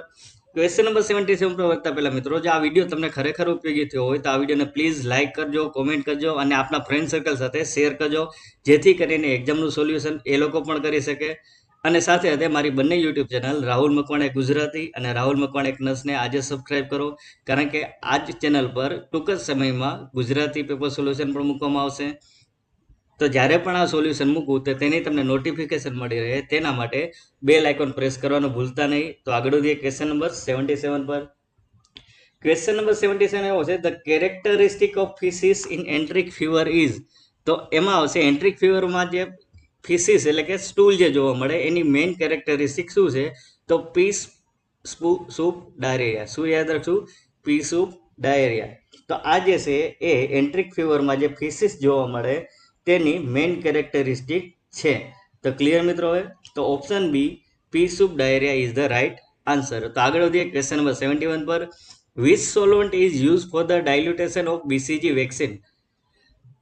તો મિત્રો આપણે ચાઇલ્ડ હેલ્થનો જે પ્રશ્ન જોયો હતો એમાં પણ આ એમસીક્યુ આપણે ડિસ્કસ થયેલો છે. તો એ લેક્ચર જો તમે ધ્યાનથી જોયેલો હશે તો આ પ્રશ્નનો તમને જવાબ પણ આવડી ગયો હશે. તો ઓપ્શનમાં તમને આપેલા હતા ડિસ્ટિલ વોટર, ઓપ્શન બી હતો નોર્મલ સલાઇન, ઓપ્શન સી હતો general tap water and option D હતો એની અવેલેબલ વોટર. તો ખાસ યાદ રાખજો મિત્રો કે બીસીજી વેક્સિન જે છે એ નોર્મલ સલાઇનમાં ડાયલ્યુટ કરવામાં આવે છે. તો બીસીજી વેક્સિનમાં ડાયલ્યુટન્ટ તરીકે નોર્મલ સલાઇન યુઝ કરવામાં આવે છે. તો આગળ વધીએ ક્વેશ્ચન નંબર 79 પર. ક્વેશ્ચન નંબર 79 એવો છે મિત્રો, અ ડિસીઝ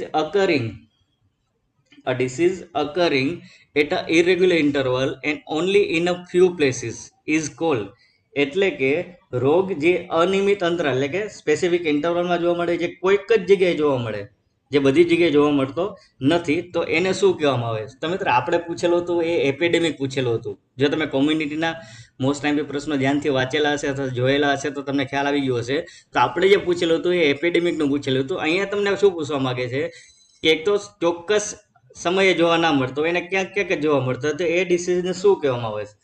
તો ઓપ્શન એ તો સ્પોરાડિક, ઓપ્શન બી હતો એન્ડેમિક, ઓપ્શન સી હતો એપિડેમિક એન્ડ ઓપ્શન ડી હતો પેન્ડેમિક. તો ખાસ યાદ મિત્રો કે જે ડિસીઝ ઇરેગ્યુલર ઇન્ટરવલમાં જોવા મળે અને ક્યાંક ક્યાંક જ જોવા મળે તો તેને સ્પોરાડિક તરીકે ઓળખવામાં આવે છે. તો option A sporadic is the right answer. તો ક્લિયર મિત્રો? હવે તો આગળ વધીએ ક્વેશ્ચન નંબર 80 ઉપર.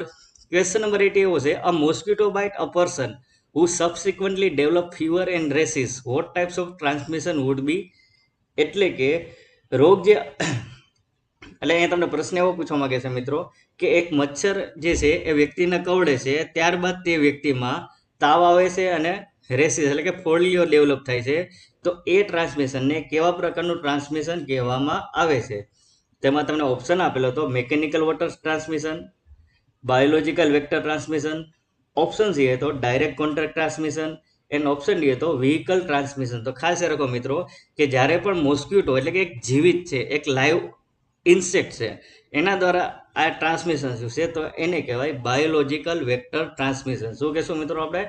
Biological vector transmission. તો option B biological vector transmission is the right answer. તો ક્લિયર મિત્રો? હવે તો આગળ વધીએ આજના ક્વેશ્ચન નંબર 81 પર. ક્વેશ્ચન નંબર 81 એવો હતો મિત્રો, which one among the following is not a millennium development goal? નીચેનામાંથી કયો મિલેનિયમ ડેવલપમેન્ટ ગોલ નથી?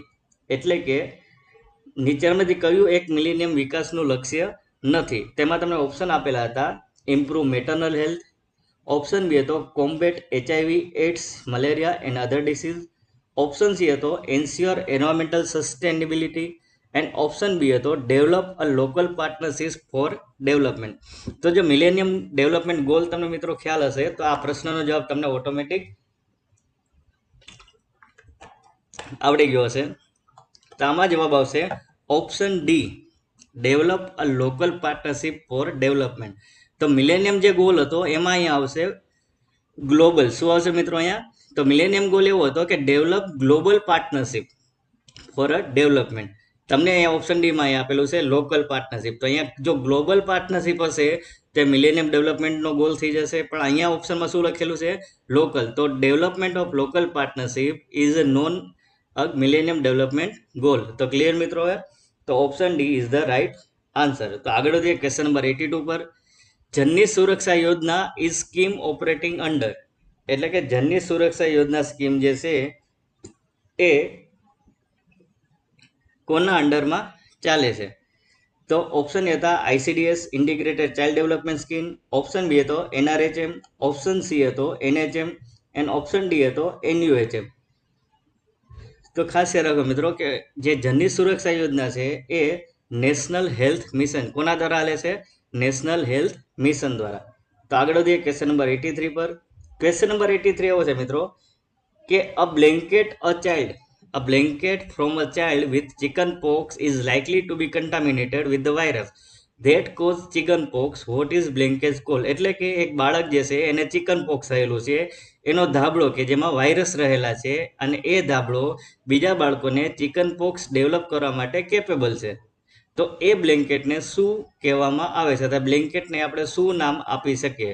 તો ઓપ્શન એ હતા ફોમાઇટ્સ, ઓપ્શન બી હતો હોર્સ, ઓપ્શન સી હતો પેથોજન એન્ડ ઓપ્શન ડી હતો વેક્ટર. તો ખાસ યાદ રાખો મિત્રો કે કોઈ પણ એવી વસ્તુ હેન્ડકરચીફ છે, કપડાં છે, એના દ્વારા જે ટ્રાન્સમિશન જોવા મળે એને કહેવાય ફોમાઇટ્સ. શું કહેવાશે મિત્રો? ફોમાઇટ્સ. તો option A fomites is the right answer. તો આ જે બ્લેન્કેટ છે કે જે બ્લેન્કેટ વાયરસવાળા છે અને અગાઉ ચિકન પોક્સવાળા બાળકે વાપરેલા છે, તો એ બ્લેન્કેટને આપણે અહીંયા શું કન્સિડર કરશું? ફોમાઇટ્સ, કે જે કેપેબલ છે વાયરસ ટ્રાન્સમિશન કરવા માટે. તો એને આપણે કહીશું ફોમાઇટ્સ. તો ક્લિયર મિત્રો? હવે તો આગળ વધીએ ક્વેશ્ચન નંબર 84 પર. Which committee was constituted for the strengthening medical education and support the manpower? નીચેનામાંથી કઈ કમિટીએ મેડિકલ એજ્યુકેશનને મજબૂત કરવાની અને મેન પાવરને સપોર્ટ કરવા માટેનું રેકમેન્ડ કરેલું છે? તો ખાસ યાદ મિત્રો કે શ્રીવાસ્તવ કમિટી જે છે એણે આ રેકમેન્ડ કરેલું છે. તો શ્રીવાસ્તવ કમિટીએ શું રિકમેન્ડ કરેલું છે? તો કે strengthening medical education and support. તો option B Shrivastava is the right answer. તો આગળ વધીએ ક્વેશ્ચન નંબર 85 પર. ક્વેશ્ચન નંબર 85 એવો છે the treatment of tuberculosis cold as dots. તો ટીબી જે છે એટલે કે ટ્યુબરક્યુલોસિસ જે છે એની ટ્રીટમેન્ટને ડોઝ થેરાપી તરીકે ઓળખવામાં આવે. શા માટે? તો ઓપ્શન એ આ તમને આપેલો હતો ઇટ્સ અ કોમ્યુનિકેબલ ડિસીઝ. એ કોમ્યુનિકેબલ એટલે ચેપી ડિસીઝ છે. ઓપ્શન બી હતો DOTS indicate the name of drugs, એટલે કે ડોટ જે છે એ ડ્રગ્સનું નામ ઇન્ડિકેટ કરે છે. ઓપ્શન સી હતો treatment given the under observation. તો આપણો રાઈટ આન્સર આવશે ટ્રીટમેન્ટ ગિવન અંડર ઓબ્ઝર્વેશન. જો ડોસનું ફૂલ ફોર્મ જ એ થાય છે મિત્રો, ડાયરેક્ટ ઓબ્ઝર્વેશન, બરોબર. તો treatment given in the various interval. તો આપણો આન્સર આવશે ટ્રીટમેન્ટ ગિવન અંડર ઓબ્ઝર્વેશન. એટલે આપણે એને શું નામ આપી દઈએ છીએ? ડોટ્સ. તો ક્લિયર મિત્રો? હવે તો આગળ વધીએ ક્વેશ્ચન નંબર 86 પર. ક્વેશ્ચન નંબર 86 એવો હતો મિત્રો કે the following are the sign that placenta has detach expect. તો અહીંયા તમને એવો પ્રશ્ન પૂછવામાં આવેલો છે મિત્રો કે પ્લેસેન્ટા જે છે એ પ્લેસેન્ટા અલગ થઈ, એમાંથી નીચેનામાંથી કયું સાઇન એનું નથી? એટલે કે નીચેના સંકેતો આપેલા છે એમાંથી પ્લેસેન્ટા અલગ પડી તેનું નીચેનામાંથી કયું સાઇન નથી? તો ઓપ્શન એ તમને આપેલો હતો sudden gush of blood, option B હતો mother feels like bearing down, option C હતો uterus become more globular, option D હતો લેન્થનિંગ ઓફ ધ કોડ. તો ખાસ યાદ રાખો મિત્રો કે પ્લેસેન્ટા જે સેપરેટ થાય એમાં બધા સાઇન જોવા મળશે. એટલે કે સડન ગ્લસ ઓફ બ્લડ એટલે કે બ્લડ એક કરતાં વધારે આવે, થોડાક યુટ્રસ એ ગોબ્યુલર બની જશે, કોડની સાઇઝમાં પણ વધારો થશે, but mother feels like bearing down એ સાઇન સિમ્ટમ પ્લેસેન્ટા સેપરેશનનું નથી. એટલે પ્લેસેન્ટા ડીચેચ થાય એનું સાઇન સિમ્ટમ નથી. એટલે કે option B mother feels like bearing down એ આપણો રાઇટ આન્સર આવશે. તો ક્લિયર મિત્રો? હવે તો આગળ વધીએ ક્વેશ્ચન નંબર 87 પર. To determine if the cause of infertility is the blockage of fallopian tube is the test to be done is.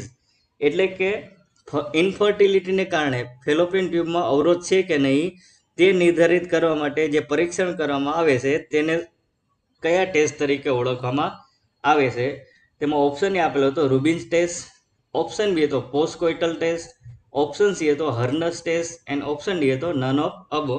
તો એમાં જવાબ આવશે આપણો રૂબિન્સ ટેસ્ટ. તો ક્લિયર મિત્રો? હવે તો આગળ વધીએ ક્વેશ્ચન નંબર 88 પર.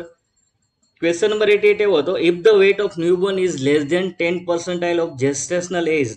એટલે કે બાળકની જેસ્ટેશનલ એજ જે છે અને જેટલી પ્રેગ્નન્સીનો જે ડ્યુરેશન છે એના કરતાં બાળકનું 10 ગણું વજન ઓછું જોવા મળે છે, તો એ કન્ડિશનને કઈ કન્ડિશન તરીકે ઓળખવામાં આવે છે? એટલે કે જો એન્ટીનેટલ મધરમાં નવજાતનું વજન 10% કરતાં ઓછું હોય તો તે બાળકને શું કહેવામાં આવે છે? તેમાં ઓપ્શન એ આપેલો હતો low birth weight baby, option B હતો પ્રીટર્મ બેબી, ઓપ્શન સી હતો small for gestational age baby and option D હતો પ્રી મેચ્યોરિટી બેબી અથવા પ્રી મેચ્યોર બેબી. તો ખાસ એ રાખો મિત્રો કે બાળકનો જેસ્ટેશનલ એજ કરતાં 10 ગણું વજન ઓછું હોય તો તે કન્ડિશનને સ્મોલ ફોર જેસ્ટેશનલ એજ એટલે કે SGA small for gestational age તરીકે ઓળખવામાં આવે છે. તો option C small for gestational age is the right answer. તો ક્લિયર મિત્રો. હવે તો આગળ વધીએ ક્વેશ્ચન નંબર 89 પર. ક્વેશ્ચન નંબર 89 એવો હતો મિત્રો, which cell are destroy by HIV. નીચેનામાંથી કયા સેલ જે છે એ HIV દ્વારા ડિસ્ટ્રોય થાય છે અથવા તો HIV દ્વારા નાશ પામે છે. તો ખાસ યાદ રાખજો મિત્રો કે HIV જે છે એમાં આપણે પેશન્ટનું CD4 કાઉન્ટ ચેક કરાવતા હોઈએ. તો CD4 કાઉન્ટ જે છે એ મેઇનલી ટી હેલ્પર સેલને ડિસ્ટ્રોય કરે છે. તો ક્લિયર મિત્રો. હવે તો option C T helper cell is the right answer. તો આગળ વધીએ ક્વેશ્ચન નંબર 90 ઉપર. ક્વેશ્ચન નંબર એવું છે તો gas gangrene is cause by which of the following micro organism. Gas gangrene જે છે એ નીચેનામાંથી કયા માઇક્રો ઓર્ગેનિઝમ દ્વારા સ્પ્રેડ થાય છે અથવા તો ડેવલપ થાય છે. તો અહીંયા ઓપ્શન તમને આપેલા હતા, એમાંથી રાઈટ આન્સર આવશે ક્લોસ્ટ્રોડિયમ પ્રીફિંગસ. ક્લોસ્ટ્રોડિયમ પરફિંગન્સ. તો ક્લિયર મિત્રો. હવે તો option B clostridium perfringens is the right answer. તો ક્લિયર મિત્રો. હવે તો આગળ વધીએ ક્વેશ્ચન નંબર 91 પર. What is the shape of lymph node. એટલે કે લિમ્ફ નોડ જે છે એનો શેપ કેવા આકારનો હોય છે. તમને ઓપ્શન આપેલો હતો ટ્યુબ્યુલર, ઓપ્શન બી હતો સર્ક્યુલર, ઓપ્શન સી હતો ક્યુબોઇડલ એન્ડ ઓપ્શન ડી હતો કિડની ઓર ઓવેલ શેપ. તો ખાસ યાદ રાખજો મિત્રો કે લિમ્ફ નોડ જે છે એનો shape kidney or oval shape હોય છે. કેવો હોય છે? Kidney or oval shape. તો option D kidney or oval shape is the right answer. તો આગળ વધીએ આપણા આજના ક્વેશ્ચન નંબર 92 પર. તો મિત્રો આ વિડીયો લેક્ચર બનાવવામાં ખૂબ જ મહેનત થઈ છે. તો આ વિડીયોને લાઈક કરજો, કોમેન્ટ કરજો અને આ વિડીયો ઉપયોગી થયો હોય તો નીચે ખાસ કોમેન્ટ કરજો અને આ વિડીયોને મેક્સિમમ તમારા ફ્રેન્ડ સર્કલમાં શેર કરજો અને સાથે સાથે મારી બંને યુટ્યુબ ચેનલને આજે સબસ્ક્રાઈબ કરો. તો આગળ વધીએ ક્વેશ્ચન નંબર 92 પર. તો ક્વેશ્ચન નંબર 92 એવો છે મિત્રો કે એપિડેમિયોલોજીકલ ટ્રાયડ ડઝ નોટ ઇન્ક્લુડ. એટલે કે એપિડેમિયોલોજીકલ ટ્રાયડ જે છે એમાં નીચેનામાંથી કઈ બાબતનો સમાવેશ કરવામાં આવતો નથી. તો ઓપ્શન એ આપેલો હતો હોસ્ટ, ઓપ્શન બી હતો એજન્ટ, ઓપ્શન સી હતો risk factor and option D હતો એન્વાયરમેન્ટ. તો ખાસ યાદ રાખજો મિત્રો કે હોસ્ટ, એજન્ટ અને એન્વાયરમેન્ટ આ ત્રણ વસ્તુ આપણે એપિડેમિયોલોજીકલ ટ્રાયડમાં ઇન્ક્લુડ કરતા હતા. તો એમાં આપણે સમાવેશ શેનો નહોતા કરતા? તો કે રિસ્ક ફેક્ટર. તો option C risk factor is the right answer. તો ક્લિયર મિત્રો. હવે તો આગળ વધીએ ક્વેશ્ચન નંબર આજના 93 પર.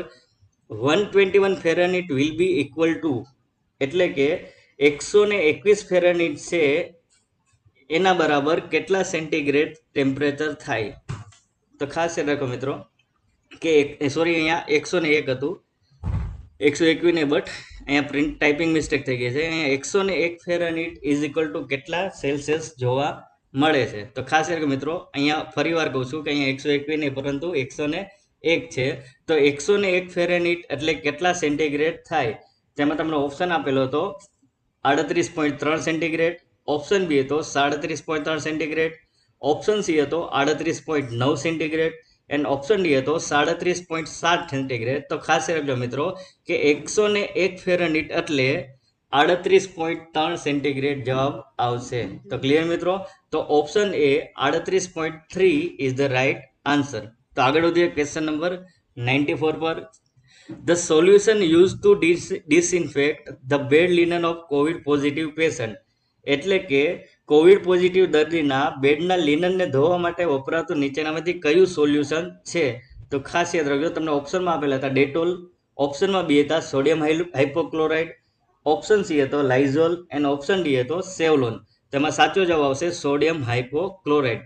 તો મિત્રો કોવિડ પોઝિટિવ પેશન્ટ જે છે એના લિનનને ડિસઇન્ફેક્ટ કરવા હોય તો તેને સોડિયમ હાઇપોક્લોરાઇડ સોલ્યુશનમાં ડૂબાડી રાખવામાં આવે છે. તો આઈ હોપ કે તમે લોકો પણ આ જ જવાબ લખીને આવ્યા છો. અને આ વિડીયો પૂરો થાય તો નીચે તમારું ટોટલ સ્કોર જે છે એ લખવાનું ભૂલશો નહીં, જેથી કરીને મેરિટ કેટલું જશે એનો પણ આપણે અંદાજો આવી શકે. તો આગળ વધી આજના ક્વેશ્ચન નંબર 95 પર. ક્વેશ્ચન નંબર 95 એવો છે મિત્રો કે એન્ટીડોટ ફોર હિપેરિન ઇઝ. એટલે કે હિપેરિનનો નીચેનામાંથી કયો એન્ટીડોટ છે? તો ઓપ્શન એ હતો વિટામિન કે, ઓપ્શન બી હતો એમાઇનો કાર્બોક્સિલિક એસિડ, ઓપ્શન સી હતો રોટામિન સલ્ફેટ એન્ડ ઓપ્શન ડી હતો એમિનોડેરોન. તો ખાસ યાદ રાખો મિત્રો કે હિપેરિન જે છે એનો એન્ટીડોટ આવશે રોટામિન સલ્ફેટ. શું આવશે મિત્રો? Protamine sulphate. એટલે કે option C protamine sulphate is the right answer. તો આગળ જોઈએ ક્વેશ્ચન નંબર 96 પર. ક્વેશ્ચન નંબર 96 એવો છે મિત્રો, which of the following is not a pillar of human entrepreneurship platform. એટલે કે WEP માંથી નીતિ આયોગ પ્રમાણે નીચેનામાંથી કયો પિલર જે છે એ વુમન એન્ટરપ્રિનરશિપમાં સમાવેશ કરવામાં આવતો નથી. તેમાં ઓપ્શન તમને આપેલા હતા, વિચાર શક્તિ, ઓપ્શન બી હતો કર્માશક્તિ, ઓપ્શન સી હતો ઈચ્છા શક્તિ એન્ડ ઓપ્શન ડી હતો જ્ઞાન શક્તિ. તો મિત્રો ખાસ યાદ રાખજો કે નીતિ આયોગ દ્વારા જે વુમન એન્ટરપ્રિનરશિપ પ્લેટફોર્મ એટલે કે WEP જાહેર કરવામાં આવ્યું તેમાં ઈચ્છા શક્તિ વિચાર શક્તિ જે છે એનો આમાં સમાવેશ કરવામાં આવતો નથી. તો ક્લિયર મિત્રો? હવે તો આપણો જવાબ આવશે વિચાર શક્તિ, એટલે કે option A is the right answer. તો આગળ વધીએ આજના ક્વેશ્ચન નંબર 97 પર. What is the natural family planning. એટલે કે નેચરલ ફેમિલી પ્લાનિંગની નીચેનામાંથી કઈ મેથડ છે? તો એમાં ઓપ્શન એ હતો having sexual intercourse in respective to any period. એટલે કે કોઈ પણ સમયે કઈ પણ બાબતો ધ્યાનમાં રાખ્યા વગર સેક્સ્યુઅલ કોન્ટેક્ટ કરો. ઓપ્શન બી હતો not having sexual intercourse any time. Option C હતો having sexual intercourse with the help of contraceptive. And option D હતો do not having sexual intercourse on the particular day when the woman is fertile. તો ખાસ યાદ રાખો મિત્રો કે જો contraceptive use કરશે તો એ નેચરલ ફેમિલી પ્લાનિંગની મેથડમાં કન્સિડર ગણાશે નહીં. તો option D not having sexual intercourse on the particular day when the woman is fertile is the right answer. તો option D is the right answer. તો આગળ વધીએ ક્વેશ્ચન નંબર 98 પર. According to Alma Ata elements of PSC એટલે કે primary health કેરના આલ્માટા પ્રમાણે primary health કેરના કુલ કેટલા એલિમેન્ટ છે? તેમાં તમને ઓપ્શન આપેલો હતો. ઓપ્શન એ હતો 8, ઓપ્શન બી હતો 3, ઓપ્શન સી હતો 6, ઓપ્શન ડી હતો 5. તો ખાસ યાદ રાખો મિત્રો કે આલ્માટા પ્રમાણે પ્રાઇમરી હેલ્થ કેરના કુલ 8 એલિમેન્ટ છે. કેટલા એલિમેન્ટ છે? 8 એલિમેન્ટ. તો option A 8 element is the right answer. તો આગળ વધીએ આજના ક્વેશ્ચન નંબર 99 પર. Recording to electrical activity of skeletal muscles એટલે કે સ્કેલેટસ મસલ જે છે એને રેકોર્ડિંગ કરવા માટેની જે મેથડ છે અથવા જે ટેસ્ટ છે એને શું કહેવામાં આવે છે? તો એમાં તમને ઓપ્શન આપેલા હતા ઇલેક્ટ્રોમાયોગ્રાફી, ઓપ્શન બી હતો ઇલેક્ટ્રો એન્કેફેલોગ્રાફી, ઓપ્શન સી હતો ઇલેક્ટ્રોકાર્ડિયોગ્રાફી એન્ડ ઓપ્શન ડી હતો ઇલેક્ટ્રોગ્રાફી. તો ખાસ યાદ રાખો મિત્રો કે સ્કેલેટલ મસલ્સની જે ઇલેક્ટ્રિકલ એક્ટિવિટી રેકોર્ડ કરવાની મેથડ છે તેને કહેવાય ઇલેક્ટ્રોમાયોગ્રાફી એટલે કે EMG is the right answer. તો ક્લિયર મિત્રો? હવે તો આગળ વધીએ આજના ક્વેશ્ચન નંબર 100 એટલે કે આજનો લાસ્ટ ક્વેશ્ચન. તો ફરીવાર આપણે કહું છું મિત્રો કે આ વિડીયો જો તમને હેલ્પફુલ થયો હોય, તમને પેપર સોલ્યુશનમાં મદદરૂપ થયો હોય તો આ વિડીયોને ખાસ શેર કરજો, કોમેન્ટ કરજો અને આપના ફ્રેન્ડ સર્કલમાં ખાસ શેર કરો જેથી કરીને એ લોકો પણ આ વિડીયોનો લાભ લઈ શકે. સાથે સાથે મારી બંને યુટ્યુબ ચેનલ રાહુલ મકવાણા ગુજરાતી અને રાહુલ મકવાણા નર્સને સબસ્ક્રાઇબ કરવાનું ભૂલશો નહીં અને સાથે સાથે નોટિફિકેશન માટેનું બેલ આઇકોન પર દબાવી દો અને છેલ્લે તમારું ટોટલ લખવાનું ભૂલશો નહીં. તો આગળ વધીએ આજના છેલ્લો ક્વેશ્ચન એટલે કે આજનો 100મો ક્વેશ્ચન. તો 100 ક્વેશ્ચન એવો છે મિત્રો, લો ઓર એબસન્ટ ગ્લુકોઝ ઇન CSF એટલે કે CSF સેરેબ્રો સ્પાઇનલ ફ્લુઇડમાં ગ્લુકોઝનું લેવલ છે એ ઘટી ગયું હોય અથવા તો એબસન્ટ હોય તો તે કેમાં જોવા મળે છે? તો એનો રાઈટ આન્સર આવશે બેક્ટેરિયલ મેનિન્જાઇટિસ. તો સામાન્ય રીતે મિત્રો જે ટ્યુબરક્યુલર મેનિન્જાઇટિસ છે એમાં લો એબસન્ટ ગ્લુકોઝ જોવા મળે છે. એટલે કે ટ્યુબરક્યુલર જે મેનિન્જાઇટિસ છે તો એ જે મેનિન્જાઇટિસ છે એમાં તમને લો અથવા એબસન્ટ ગ્લુકોઝ જોવા મળે છે. તો સામાન્ય રીતે જે ટ્યુબરક્યુલોસિસ છે બેક્ટેરિયાને લીધે છે તો આપણો રાઈટ આન્સર હશે બેક્ટેરિયલ મેનિન્જાઇટિસ. તો ક્લિયર મિત્રો? હવે તો આ હતો આપણો પેપર સોલ્યુશનનો વિડીયો લેક્ચર. આઈ હોપ કે આ વિડીયો તમને ઉપયોગી થયો હોય. તો આ વિડીયો તમને ઉપયોગી થયો હોય તો આ વિડીયોને પ્લીઝ લાઇક કરજો, કોમેન્ટ કરજો, શેર કરજો. ત્યાં સુધી thank you all of you.